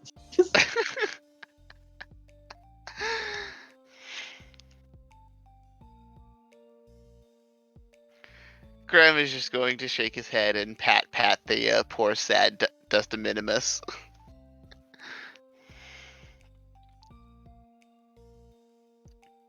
So much influence this game. My god. Anyway, I believe that's all of them for the moment. Who will take third watch as Graham's shift ends uneventfully post that? Uneventfully, I had to kill a I fucking said post chicken that. bone zombie. Nothing else happens. Zaire's taking third watch. Rule perception, please.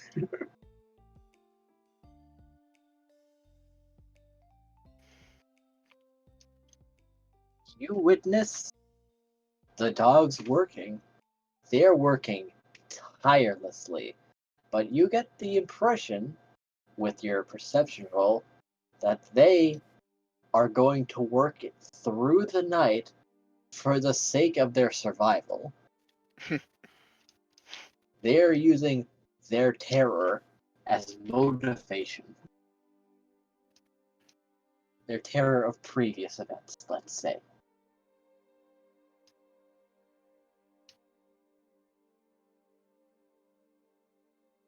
Will there be a fourth watch, or is everyone retiring at this point? Isn't there typically only 3 watches? That's why I'm asking if there's extra security, or will you all be sleeping now? Well, at 4th watch, we'd be starting to wake up. Yes. So I said I'll just go ahead and say no fourth watch, but by morning the airship is completely repaired, and even the balloon seems to have a patchwork job done.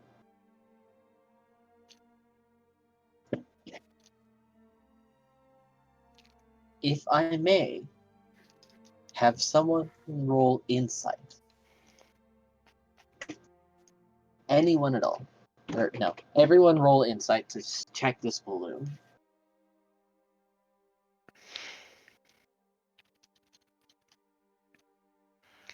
I roll good. Yes, you did.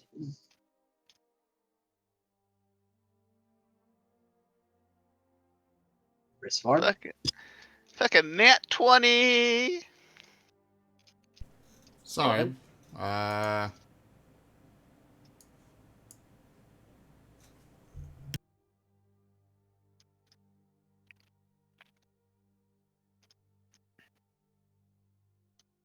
Element. Hmm? Roll insight, please. Oh, sorry about that.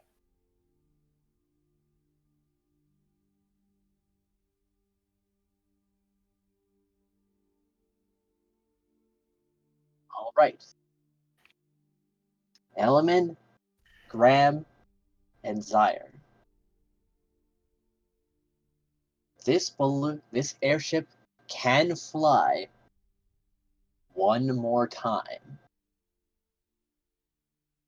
You could probably take it to a dock, then have the balloon replaced, and then everything should be fine. But it's only got one trip.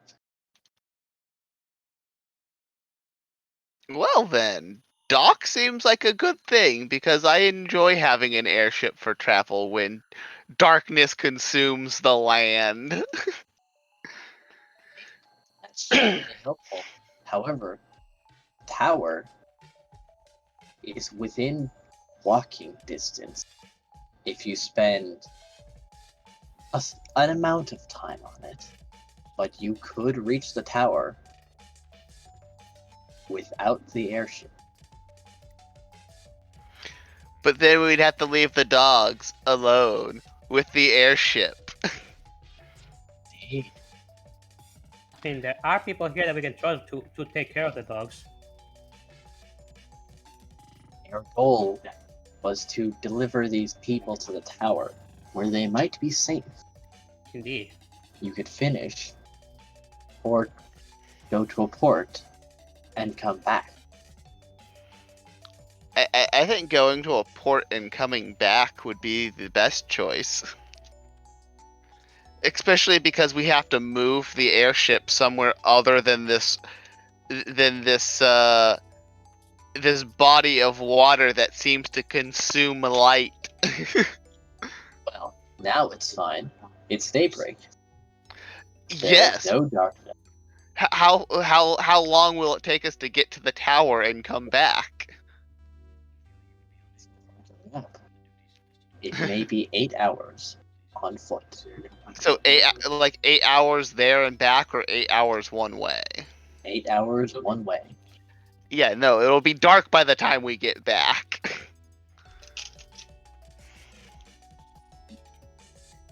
So yeah, no, Graham votes dock. Right. What is everyone else's say? Because the bird is still out there. We should definitely head back to a dock. Yep, sounds like the most good idea. Indeed. We need the ship in working condition. It will be keeping us if we just head to the tower right now. Graham will point to this Euphoria person, or what? Sorry, I don't know how to pronounce your name, and be like, "Who the hell is this?" She's someone we rescue. We rescue while we were. What was the location that we were at before? What was the name? Well, we went to that polymorphist. Yeah, the I remember that. That was around the time I blacked out. Now, yeah, she. I'll warn you. The bird is out there. Still, you didn't beat him, and the dragon went missing. Are you sure? The tree dragon went missing? No, How does that happen? The dragon that bombarded your ship. Oh. Yeah. You didn't see what happened to it. Are you sure you want to take longer to do this?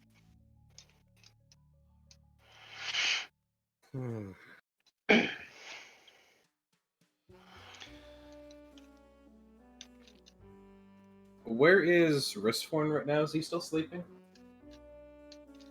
No, it's morning now. People are waking up. I'm asking Risforn. He is not still sleeping. He would have gotten up, reviewed the situation, and been like, yeah, we need to go back to the dock, get repairs. We can't progress to where we need to get to with the ship in this state, especially if we've only got one more flight. Moriarty is going to softly limp up to Risforn, place a hand on his shoulder. Yes? I don't know what you did, but fate doesn't seem to exist anymore. The universe. Fate? I would be prepared for unforeseen consequences. What does for that me mean? Saving you? Yes. I'll do it again. What the hell did I miss? Nobody's dying on this ship or falling off of it to their deaths, if I have anything to say about it. Uh, Unless I want them to die. Risforn, Do you happen to see Magna after you landed, by any chance? No, I did not see him. We're going to have to figure out where he went. And Moriarty, were you expecting to die in that situation? In that situation with the dragon? Yes. Was the dragon after you? It was after any champion it could kill. Why does the dragon wish to kill the champions? Not the dragon. The raven that was controlling the dragon. Is a raven controlling a dragon? Yes. Or at least With that's what it looked darkness. like. Or at least that's what it looked like. What a bitch dragon. There are multiple champions on board at the moment. It's almost as though something that you all are trying to do is trying to stop the darkness. Yes, and it's almost like you could reach a safe space. So, there is another possibility. Since it's only going to take 8 hours to get to the, you know what? Graham will be like, you know what? How about you guys head to the docks, and I'll take I'll escort the champions and stuff to the tower. I'm assuming that's what we were doing. That is what you were doing. Yes, Because that's the tower has the shield around it that prevents the darkness from getting. Because that'll also make the dragon less likely to attack if I'm understanding things correctly. And Maybe. It'll keep them safe. Our mission was to deliver them to the tower so they would be safe. And we just finished an encounter with somebody who was deliberately trying to kill them. And even though we seemingly defeated him, we don't actually know if that guy is dead or not. He could appear at any moment. He went to the point of,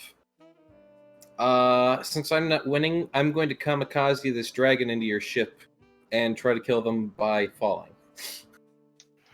And it almost worked if it wasn't for Risforn. And I will do it again. Speaking of, we need a better way to pull you people back onto the ship. This is what, the 4th time we've had somebody fall off of this damn ship? We could just basically tie lifelines to people while they're on the ship and think of some kind of way that it doesn't hamper movement. That would be a little much the top for deck. constant. Let me see what I can come up with. But anyways, Graham is still kind of proposing that he takes the champions and basically books it to the tower. By yourself.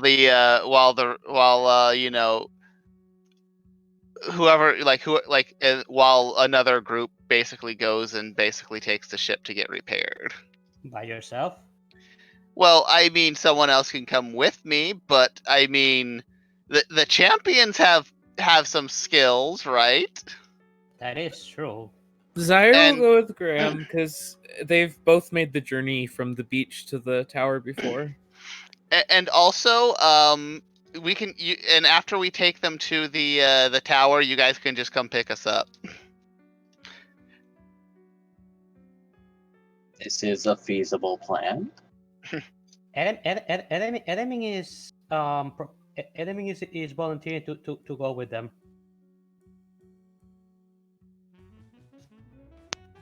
How are we gonna split the party again? We both have a tank with DPS and heals, so... I mean, I have to go to the tower because I suppose you're trying to protect me all. Yeah. Unless death is preferable to you. I don't believe it's preferable to the lot of you. Probably not. Then there we go.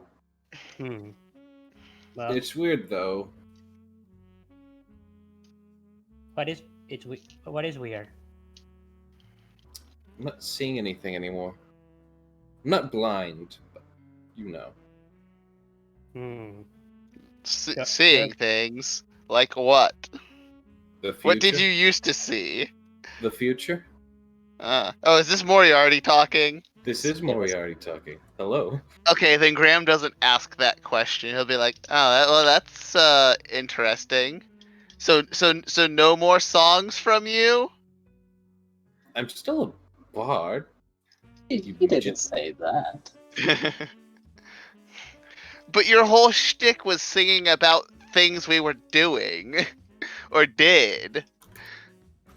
What are you gonna do now that you can't see the future and steal our lives for your profit? I can still sing of things you did. I also play other songs, you know. Graham, I think you're the one.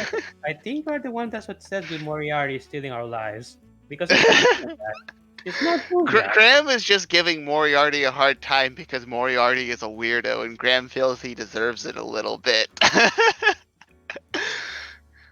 And it's fun. Okay, fair enough. Would you like me to sing a song right now? Sure, sing it. What does everyone want me to do? Does everyone? We want have me an to influence for you to My sing, hamster is so getting now you antsy. have to sing. Wait, do we actually have an influence for me to? We actually have an influence for me to sing. Yep, I'll pause the music, get to it. All right, hold on. Oh my god, I'm getting the lyrics for this song. Element is producing from some razors from his backpack and holding it like they were popcorn. Where the fuck is it? Hold on. Found 21 tracks and 0. How is there no lyrics for this? Oh no, nothing, no lyrics. This is weird. This is apparently one of those songs that I like to listen to. All right, new song. Graham snickers as Moriarty's like, I'm going to sing this song. No, wait, I forgot all the words to it. I'm going to sing this other song. I just started learning the song today, so give me a break. It was a good song, though, and it was going to be actually really good. But apparently I have to type it all up now. I thought I'd be able to find the lyrics. Oh, well.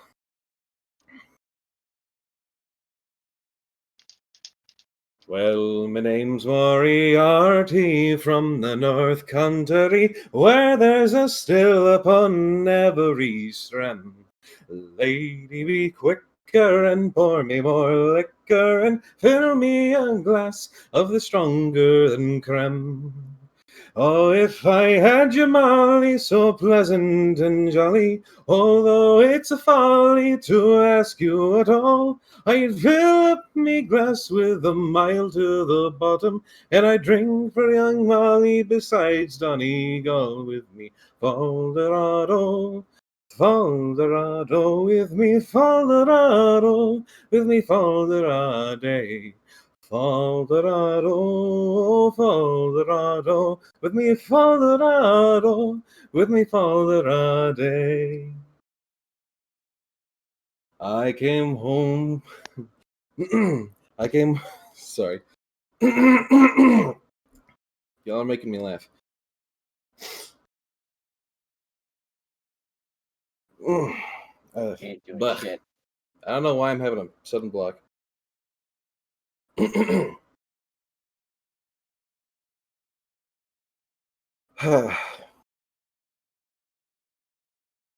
Are we going? Yeah, sorry. What the hell? Okay. Just let me turn a fan on. I'm hot. Would you like to start? I'm from the choking. top? This is choking. This is what choking looks like.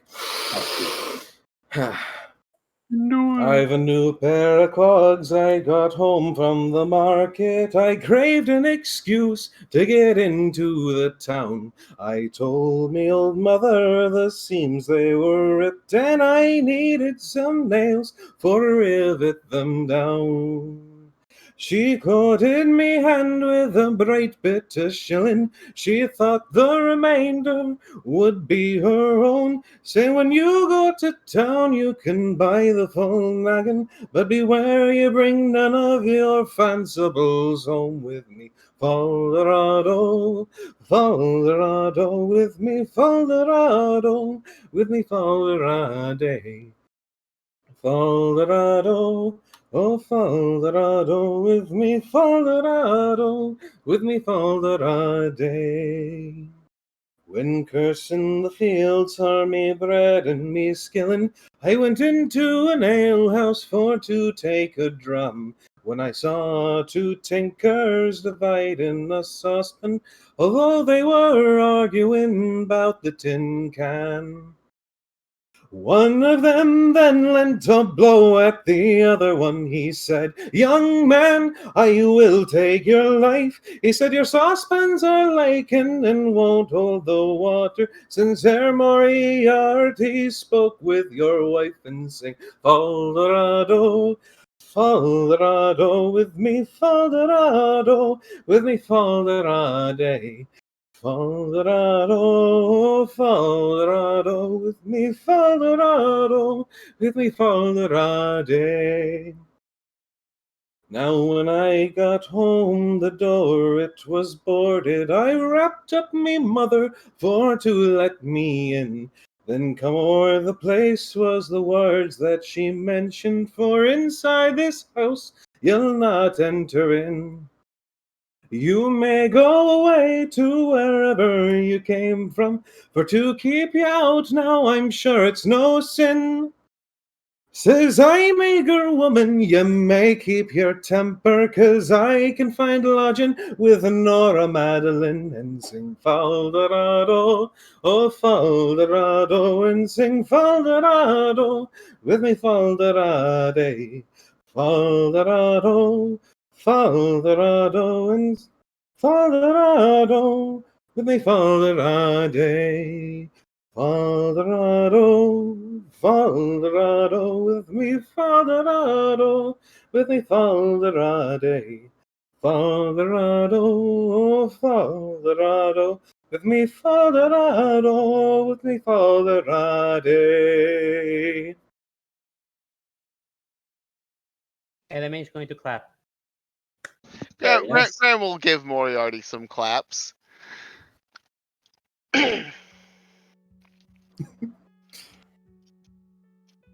I know songs, good sir.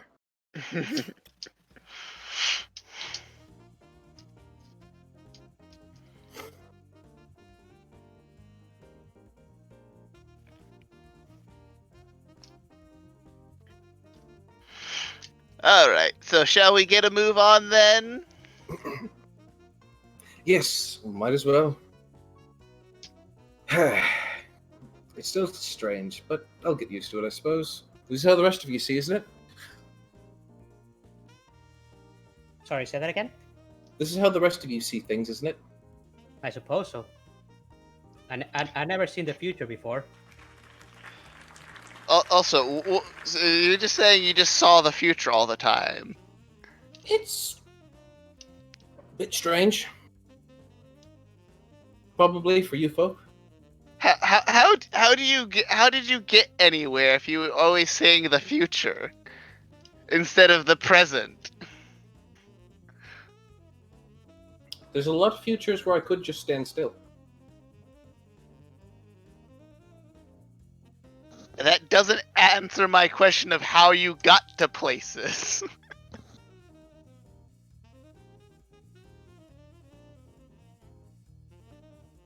Maybe he just saw himself going to a certain place and he just went there. Yeah. So what you're saying is that your body was basically on autopilot forever. I mean, it's not very hard when I can see where I've been.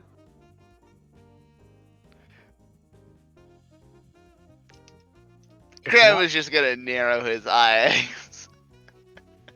He gives a cocky smile. But you didn't. You weren't seeing the past. You were seeing the future. So basically, you had to navigate where your buddy had to navigate where the hell you were going, while you were seeing things that have yet to have happened. You know, I never said how far into the future I could see either. No, but it's still like having to like work on. If Graham could use the word if Graham could describe lag, that's what he's trying to describe. Is basically how, like living, basically like living with lag, is what Moriarty is describing. He did. Sounds very interesting. Maybe I just got used to it. Well, you're fucked then.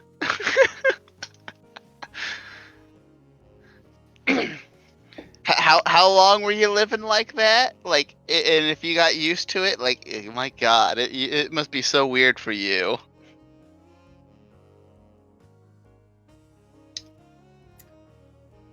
To be fair, you're only seeing this through one perspective.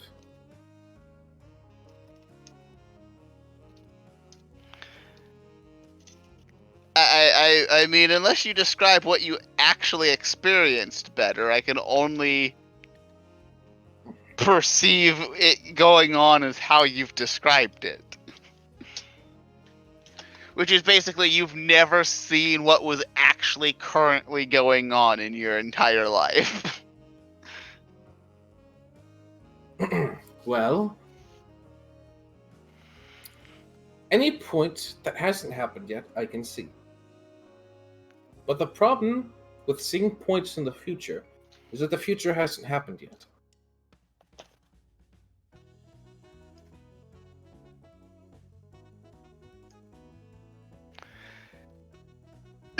I understand that. The thing I'm trying to get is that you seem to think that seeing what is currently happening as weird and foreign, as if you've never seen what is actually currently happening to you in your life. It's less of I've never seen the current things happening, and more of it feels weird not to be able to see other things. Okay. That is a little bit more reasonable and understandable then. Think of it as though you've never seen the color green.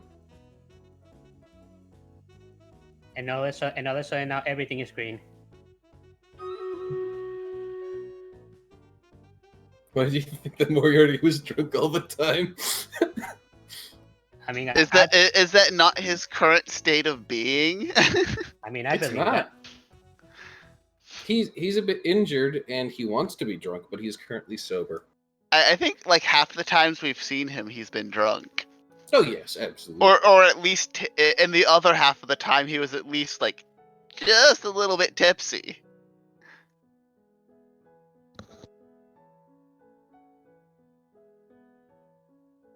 Well, Graham, are you done with your questionnaire?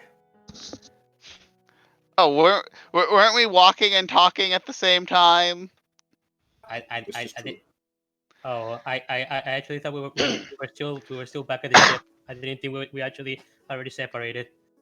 Oh, Graham was like, "Yeah, let's leave. Let's do this." No one seemed to had a problem with his plan of Okay. split the. I have been extremely distracted. I am sorry for that. Are we not flying back to a dock? Or have we already? Graham and Elliman and I think Zyre are taking are gonna take the champions to and book it to the tower, and but the rest of the party will take the ship to get repaired and pick up the party that is separating back up at the tower once it's repaired. That is a terrible idea. Yes, we're hearing you. Okay. Did you hear me talking before, like just a minute ago? I've got no idea. I don't think so. I'm not sure because I literally had a muted thing. Then we probably didn't. Okay. It is a terrible idea for you guys to be leaving the rest of us. I mean, how far are we from the tower, are we? 8 hours, and I'm assuming that's at a casual walk, and I'm thinking more like we run. What makes you think that you'd be able to, that you would be safe at the tower? There's a barrier there that has warded against the darkness. Yeah. It has magical shield. Isn't the tower specifically made to repel the darkness? Or at least that's what I heard. I never seen it myself. Well, I guess you can try it. Why? I'm saying it mostly. I'm saying it mostly because our main mission was to deliver these people to a tower so they'd be safe. Any amount of time we avoid doing that is it's an amount of time that the crow could come back and threaten us again. Yeah, and I think if the crow might be gone for at least a little bit, now would be the time to do it because the repairs of the ship are going to take a while. And again, as long as we are capable of getting there well before night, which it sounds like we definitely can be, I think we'll be fine. Except that the crow set upon us in the middle of the day. Yes, but it seems like you kind of drove the crow into a corner, and it probably isn't going to come back right this second.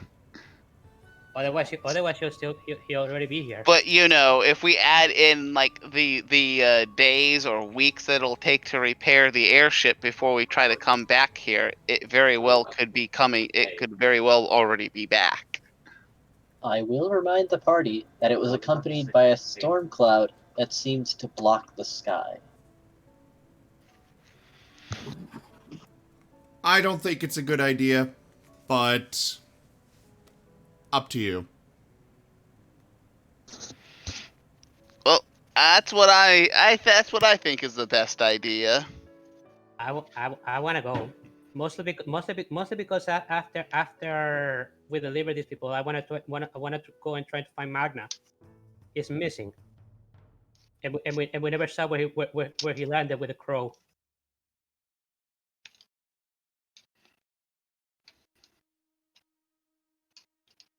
Like I understand what you think is a bad idea, but this is our main objective, and the more time it takes us, the greater the danger. But I also don't want to leave the dogs and the airship alone here either. Yeah, that would. I am sticking with my ship. Yes, that's why I'm saying like we don't. You could probably if like you alone could probably fly the ship back to a dock like with the crew of dogs pretty easily. Like it's not going to take a whole bunch of us being on the ship to manage that flight back to the dock. It's not the flight I'm worried about. It's the attacks that might happen. Well, from what I can tell, the attacks are going to be less likely to happen if the champions are not on the ship. And I'm more worried about me not being there to help you guys, but just do what you want. It's a bad idea. I've said my piece. It's up to you. What do you think about all this, Sayre? I'm all up for taking the champions to the tower right away.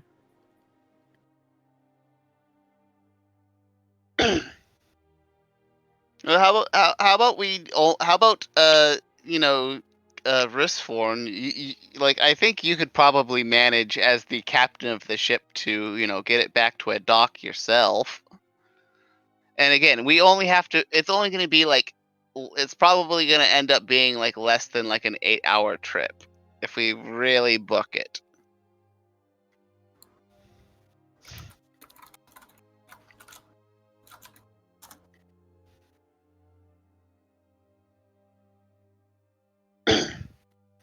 Again, if it was any further away, I'd have to agree that it would be a terrible idea. But again, I think we should just the most of the party should just kind of book it towards the tower where we know that there's protection. And once you get the airship fixed, you can come pick us up.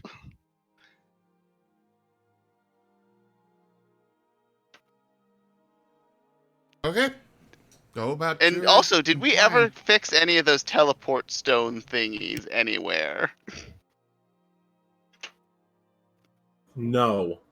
This is the first. This is the first thing. This is the first time I heard of this. Teleport stones.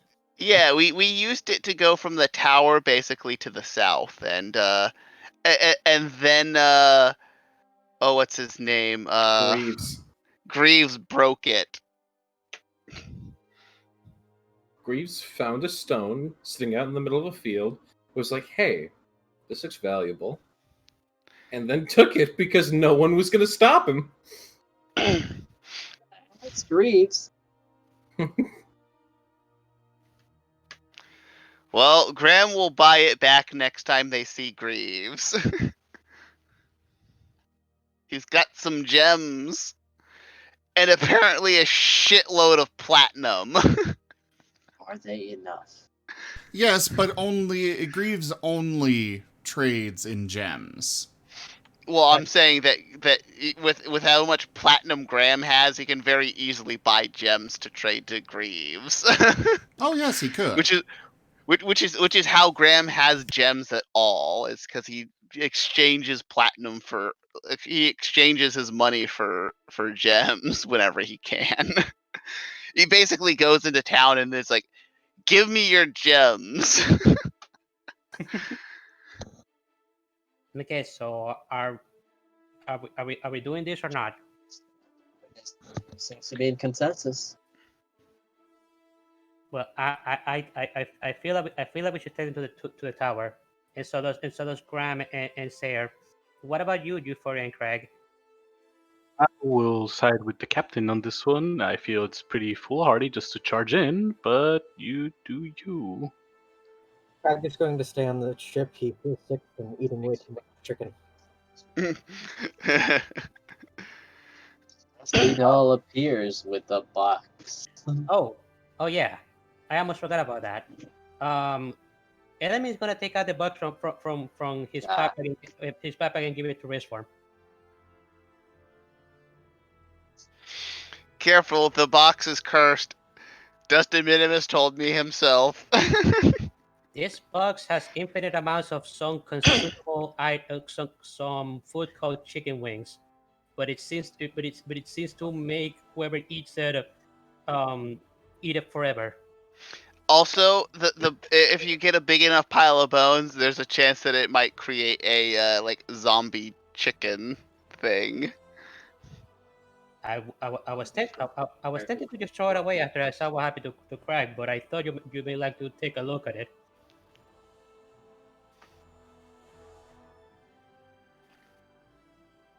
Resform?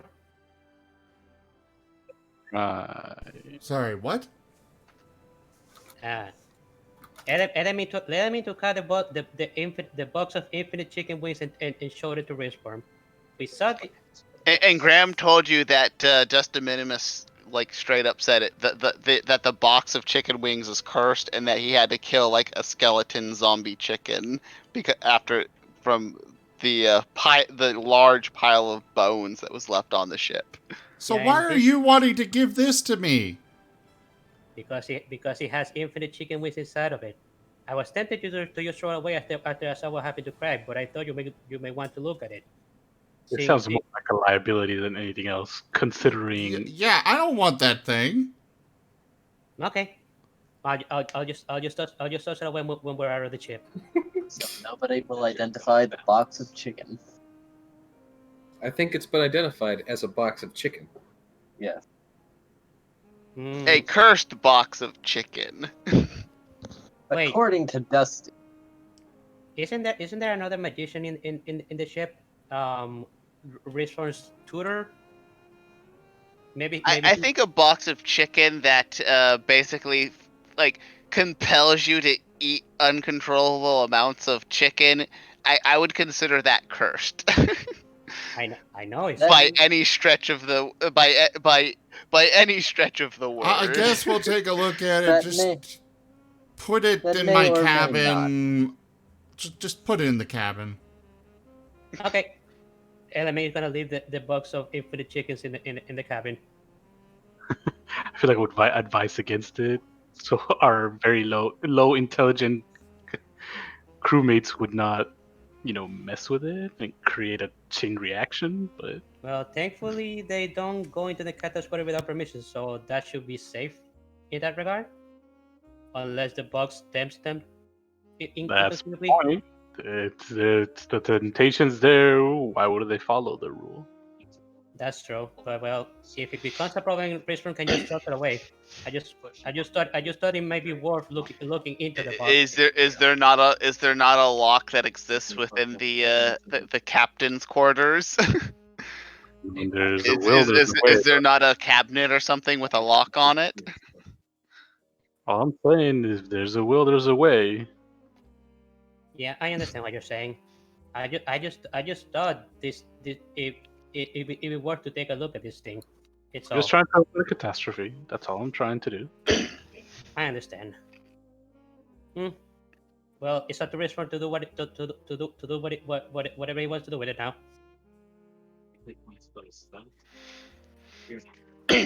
So the champions in the party, what are their opinions about going straight to the tower from here?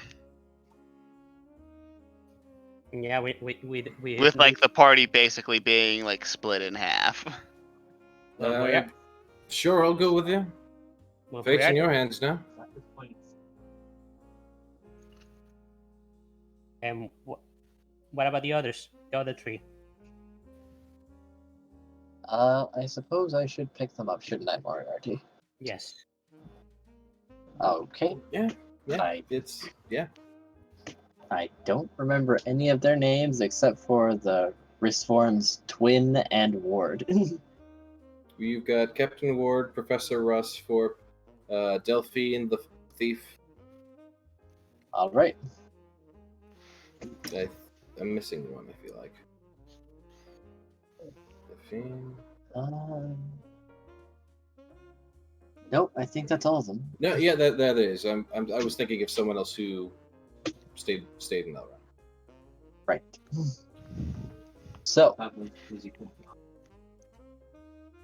Ward nods reluctantly. He's not much for staying somewhere safe and essentially cooped up.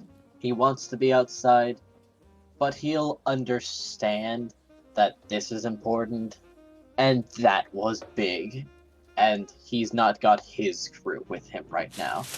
In fact, he lost one, and he's not particularly happy about it. Well, that's the thing that we can do whenever we get to the tower is start looking for Magna. Believe me, I want to find Magna. That is my first priority after you guys are safe. Delphine is all for going to the tower.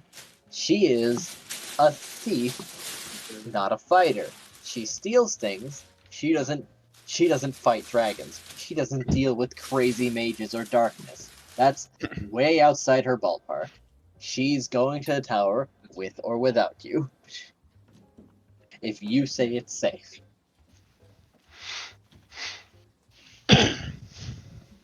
We believe it to be safe. It does have a magical barrier to keep the darkness out. The good professor seemed interested in this strange, supposedly cursed box, but he's also investigating the ship and reports that whatever happened to it, the wax seems to be peeling off. Whatever the strange hell is seems to have spent itself, but what a fascinating phenomenon. Oh, Graham will also tell Professor Risthorpe, I think it is. Basically not to piss off the automaton by touching things. Because you need like some kind of key card from Starfall in order to access the books and all that and the other materials there. What a terrible, terrible shame. I don't suppose I could acquire permission from any of you? We don't have we have to go we haven't been to Starfall yet to get said like permissions ourselves, so I don't think we can give them to you. He can't either, then. He can't give permission but demand it? A very interesting conundrum here. Yes. It is an well, I never seen it, but I guess it is an automaton. Yeah, aren't those things supposed to have a one-track mind? I guess it can't be helped. I'll have to make observations.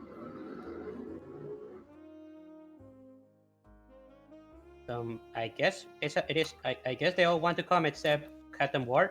Captain Ward doesn't want to come. He's coming, but he's not happy. Okay, fair enough. He's reluctantly coming, mostly because fate of world, basically. Adventure and revenge versus fate of world.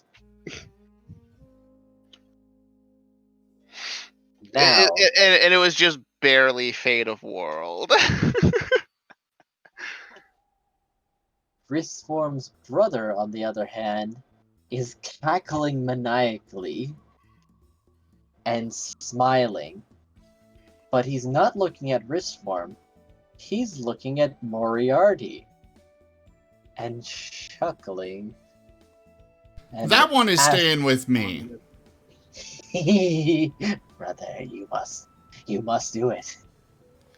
That one is staying with me. You must. Okay. Keep the crazy bastard. They did say that he wasn't part of the champion stuff, so you know. Who said? The bird. Yeah, the bird said that he did say that, didn't he? Yeah.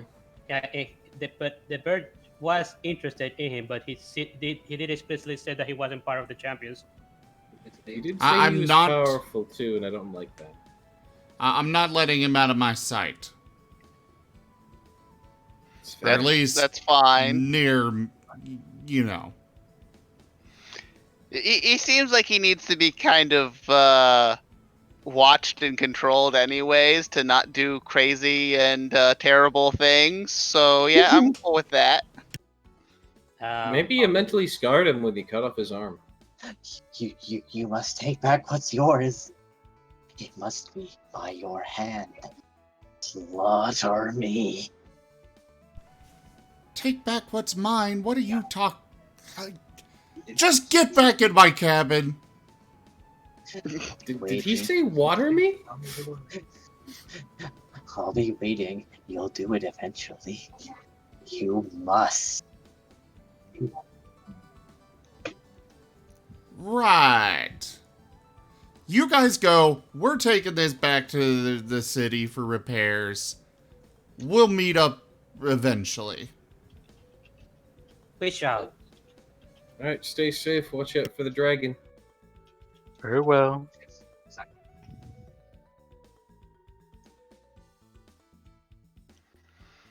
Alright.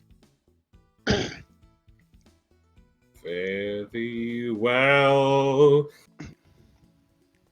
On the way back to the city, Risforn's going to be practicing with his magic. I've already described what it is to Gold King. I don't know if it's been passed along to you, Dusty, but basically he's going to be trying to work his lightning into the more of a lasso kind of thing to pull people towards him. I have been briefed on this, yes. So yeah, that's what he's doing. He's up at the top, kind of working on forming the kind of whip before he starts practicing on various objects, trying to pull them to him, and so on. Witcha. Yeah, basically. Very good. Euphorius is going to take And just the to time see as how well to just successful meditate he and is. pray. Oop, he's rolling for it. Well, roleplay is one thing, but you know, always good to have actual roll back it up. Right. For a second, I thought that was a natural one. I did too when I saw the die. I'm like, great, I just blew up the ship. You If feel anything, like I would have thought you. you feel Sorry, like you go ahead. could be making progress. But the lasso part, Risform, have you ever used a lasso before? A rope lasso? Yes, he's well versed in all things ropes. It's difficult to get the weight right. Very difficult.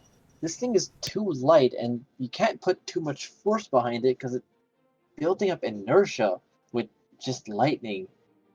It's not working very well. You need to find some way around this. He'll keep working on twisting his magic and bending that lightning to his will.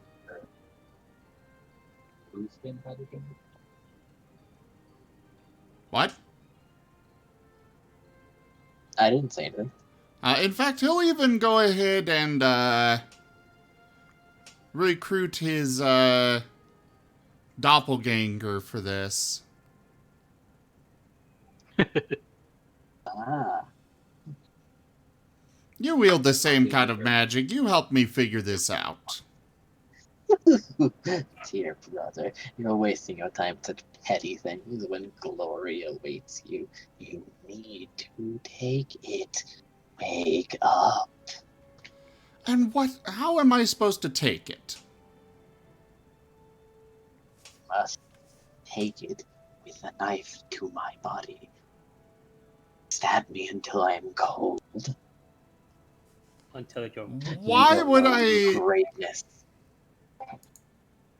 Why would I kill you?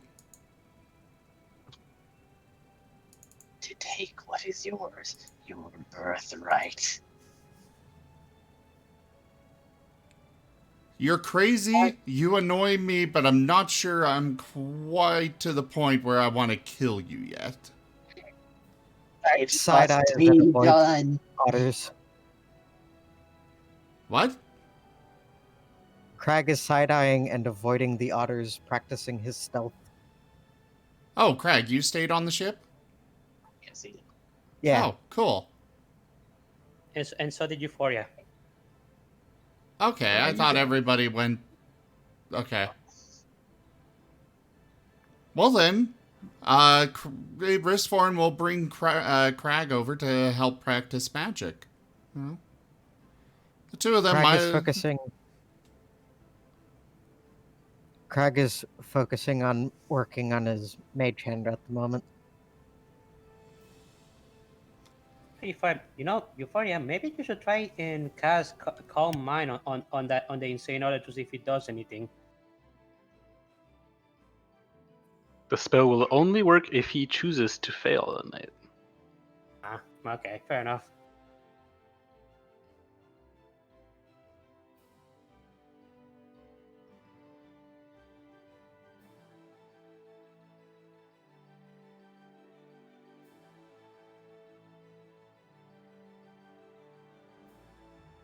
So anyways, we're working on magic. The other group is adventuring off.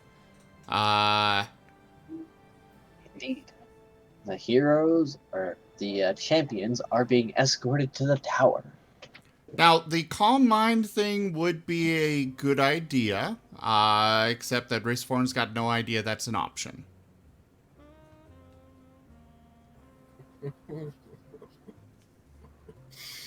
Hint. Hint. Hint. Hint.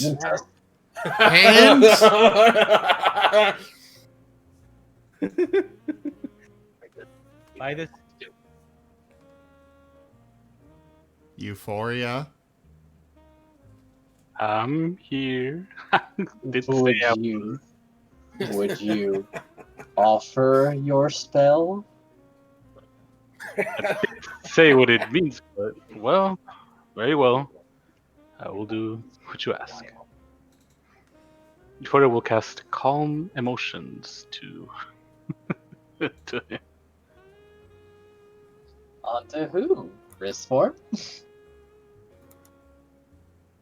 is going to his brother, isn't it?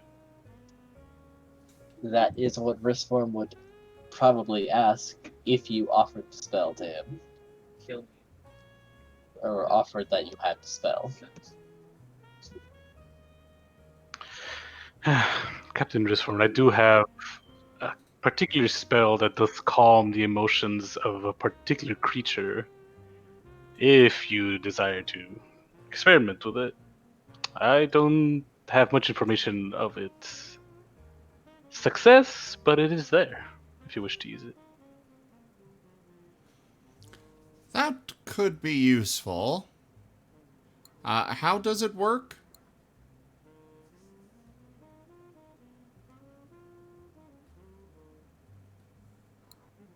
All I need is just a little bit, just 1 minute of concentration. Then I can suppress any charmed effects upon them of their own mind, or anything that is frightening them. And this fellow seems to be charmed out of his mind, at least for his sanity.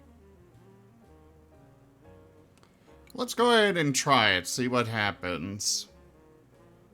You just accept this happening. You want me to do this? Then you can explain in a calm state of mind. I'm perfectly within my mind because I know. Then prove it by letting him cast this spell on you. Letting her cast this spell on you. Her. Oof. I'm a lady, good sir. Oof.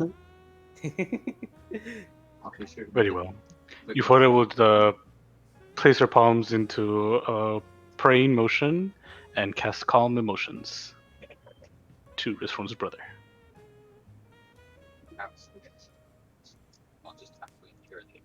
You feel the spell take. He is calm, but his manic smile does not leave his face.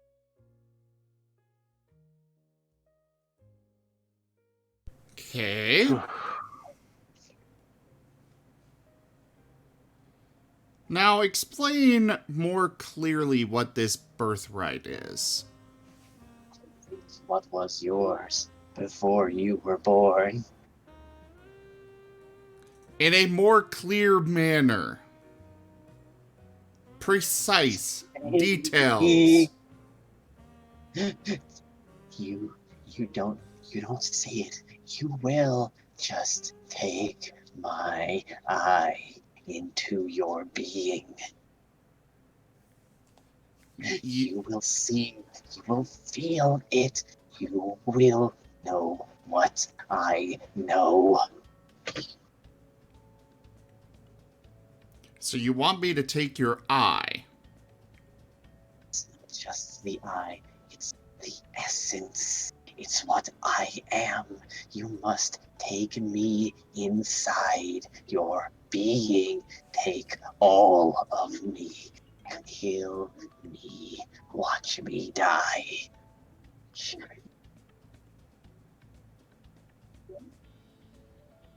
And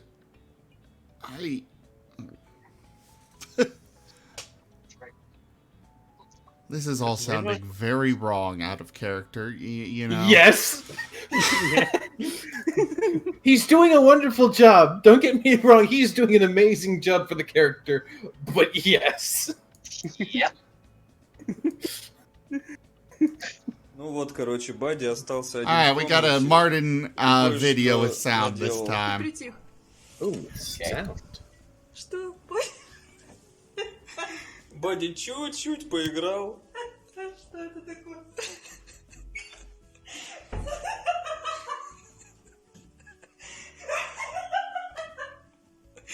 Вадик, ты чё?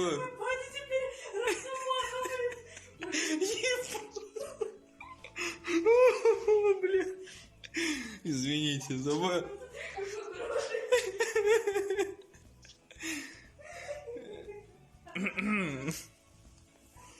Наташа.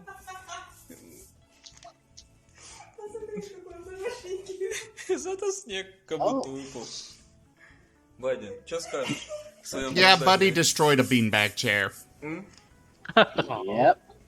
Aww. But he's got a cool coat for it. Ну вот, короче, When I first saw this video, I thought he was covered in snow.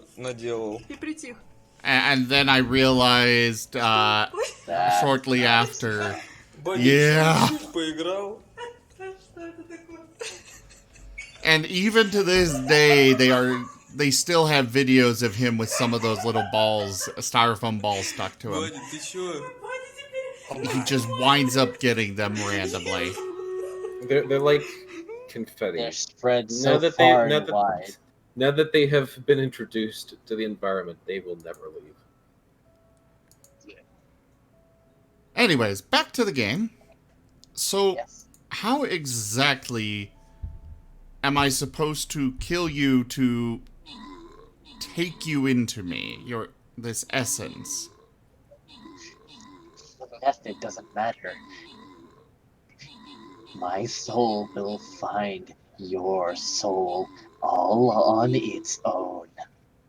Do you really want this guy's soul inside your soul? I think I can handle that.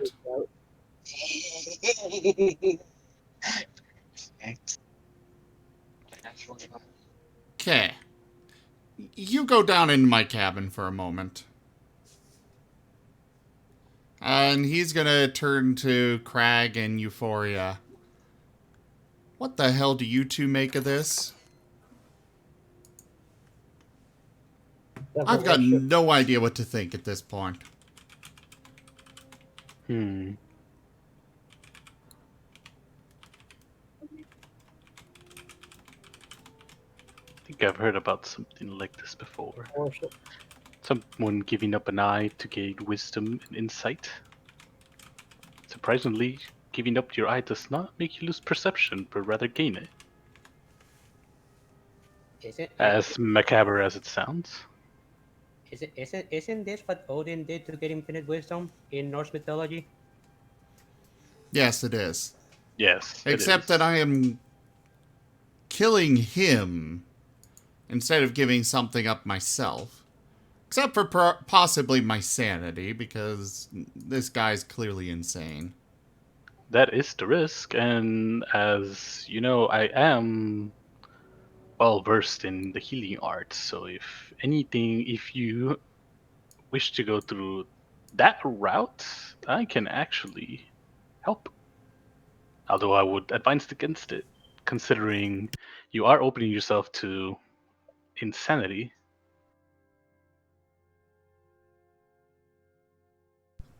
I feel like I've got a reasonable chance to resist. True, I do agree. I feel like your mind is well-built fortress. So, I can see it. What about you, Crag?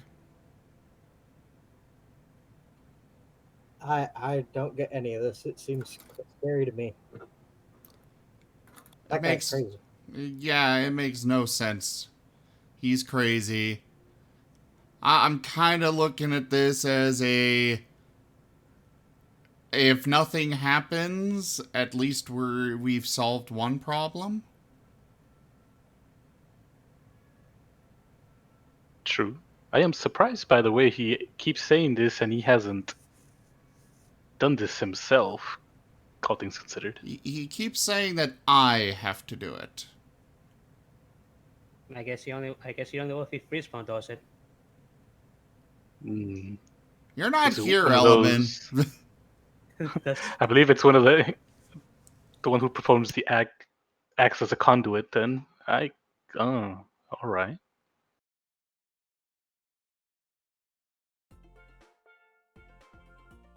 I kind of wish we had kept the professor here. Indeed. As much as I am versed to combating the magic and whatnot, understanding it is a little bit more out of my league. As much as I can try.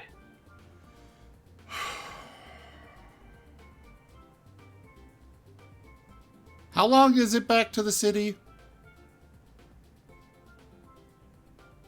Well, you're the captain. You're the one that's supposed to. I'm asking that out of character to the DM. Ah. Clearly. I would have to consult a map. Alright, let me just pull. Oh, just give me a frickin' time. Although the big problem isn't how long it takes to get to the city, but how long it's going to take to get your airship in proper flying condition.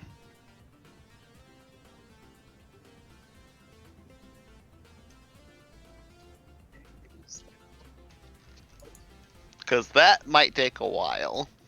Well, currently you're on the shoreline just left of the tower. In that divot.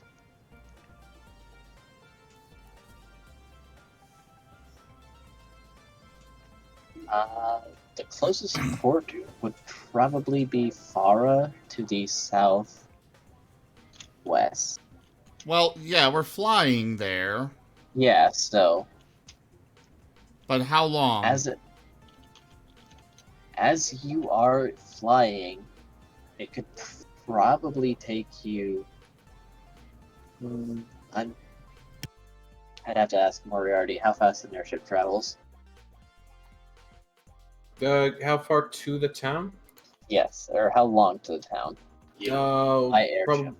To the tower, about 2 days. No. By airship to Farah from their current location. Oh, to Farah. Yes. Let me pull up the map again. Also, I thought they were 8 hours by foot from their current location. Yeah, that's what we were told. That's to the tower. Yeah. Yes. Yeah, the party's splitting up. Yeah. Yes, you're talking about the airship going to Farah, right? Yes, for repairs. Yes, that's going to be 2 days. 2 days. It can withstand the trip to Farah. Well, I suppose... I don't understand how any of this works either, but... I'm kind of... I have to admit, I wouldn't be too distraught to be rid of him. He's a wild card that we kind of don't need. Especially since he seems to be planning to kill somebody anyways.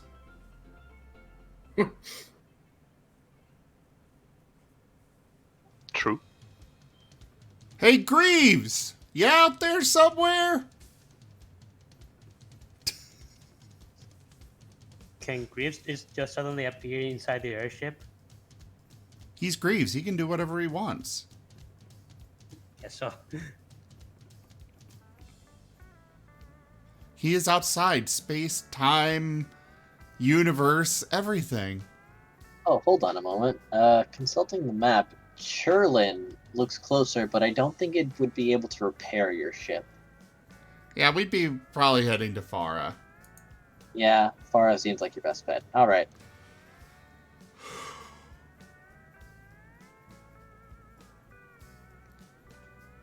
Risforn's gonna sigh. So how much are you two gonna hate me if I go through with this? Jack looks at the other otter very concerned and then says, he scares me. I think he might be a monster. And then kind of waddles away. We are basically protecting not only ourselves, but everybody else around this ship. Fair. Alright, doppelganger, you get your wish. I knew it. It was destined.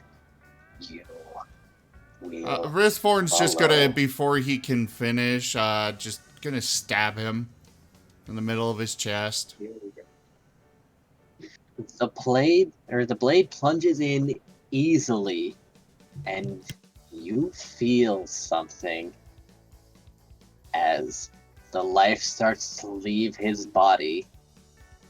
He smiles triumphantly at you, and his soul leaves his body, but it very, very clearly visible to you and anyone else in the room as it cackles and screams before soaring into your body.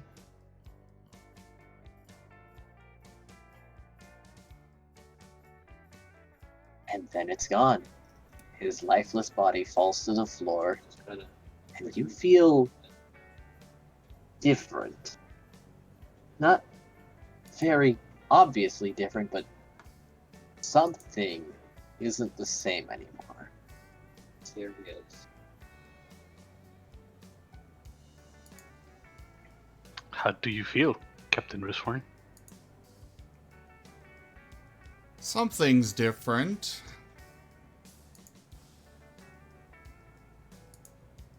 He grew a conscience. Oh no. And that day his heart grew 3 sizes too big.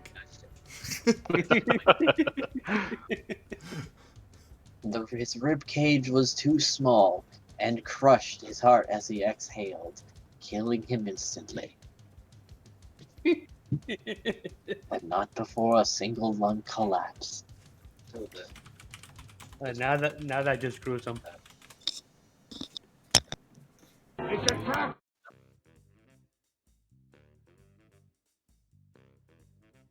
However, it might not be all that destined stuff you were expecting.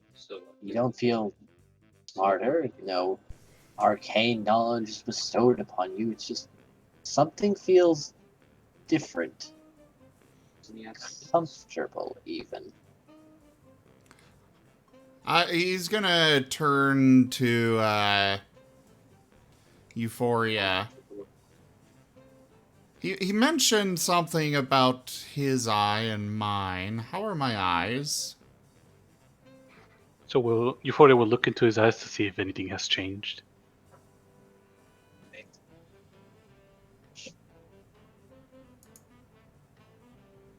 His right eye would flash to a inquisitive blue, which is normal. Right eye is the same. Does Euphoria know that that's normal? Well, the right eye was always like that. What about the left? Yeah, let's take a look at the left one. After you assure them that the right eye is supposed to do that. However, there is no change in the left eye. Seems to be no change, which is slightly disappointing. Guess there was no insight to be gained. I suppose not. Perhaps he wasn't talking in the literal sense. Perhaps your third eye? Perhaps? I don't know. I guess we'll just find out if I wind up going on a murdering rampage in the middle of the night. Shall I look over you? Watch over you as... Probably a good idea.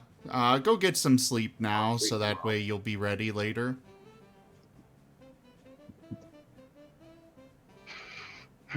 Very well. I will go back to my prayers then. With that, Euphoria will leave Risforn.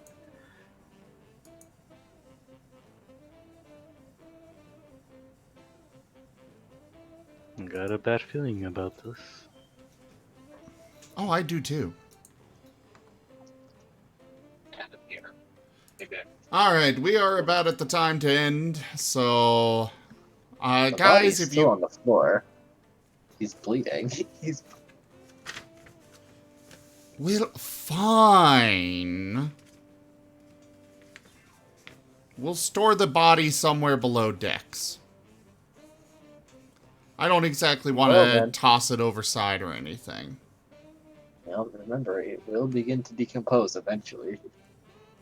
And you might want your knife back.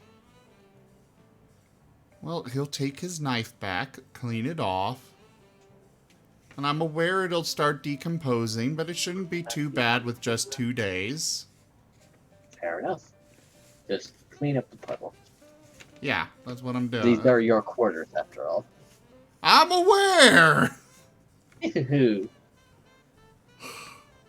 Either way, we are past our time to end. Well, to be fair, when the previous captain wasn't someone important, and he also, you know, was mostly just scraps of meat and bone left over at the end of it. Oops. So, yeah. Anyways, thank you all so much for joining us this evening for Tales of Miraleth Dungeons and Dragons. I did not update the credits with who's DMing now, but oh well. Actually, I didn't update the credits at all, apparently. Low-key, y'all are level 7 now. Level 6. Yeah, I mean, unless that's what you want as your last act. Wait, hold on. Were they not level? We were level 5. Oh, yes. y'all are Yeah, we're level 6 5. now. Okay. Oh. Yay! Very good. Making it through the night and getting everything to where it was is going to put everyone up to level 6. Cool. Cool. Hey, Oh. Steven Chicken. What the hell is going on with my credits? I don't know. It's being weird. Anyways, thank you all so much for joining for Tales of Miraleth Dungeons and Dragons. I will be back tomorrow with Borderlands 3.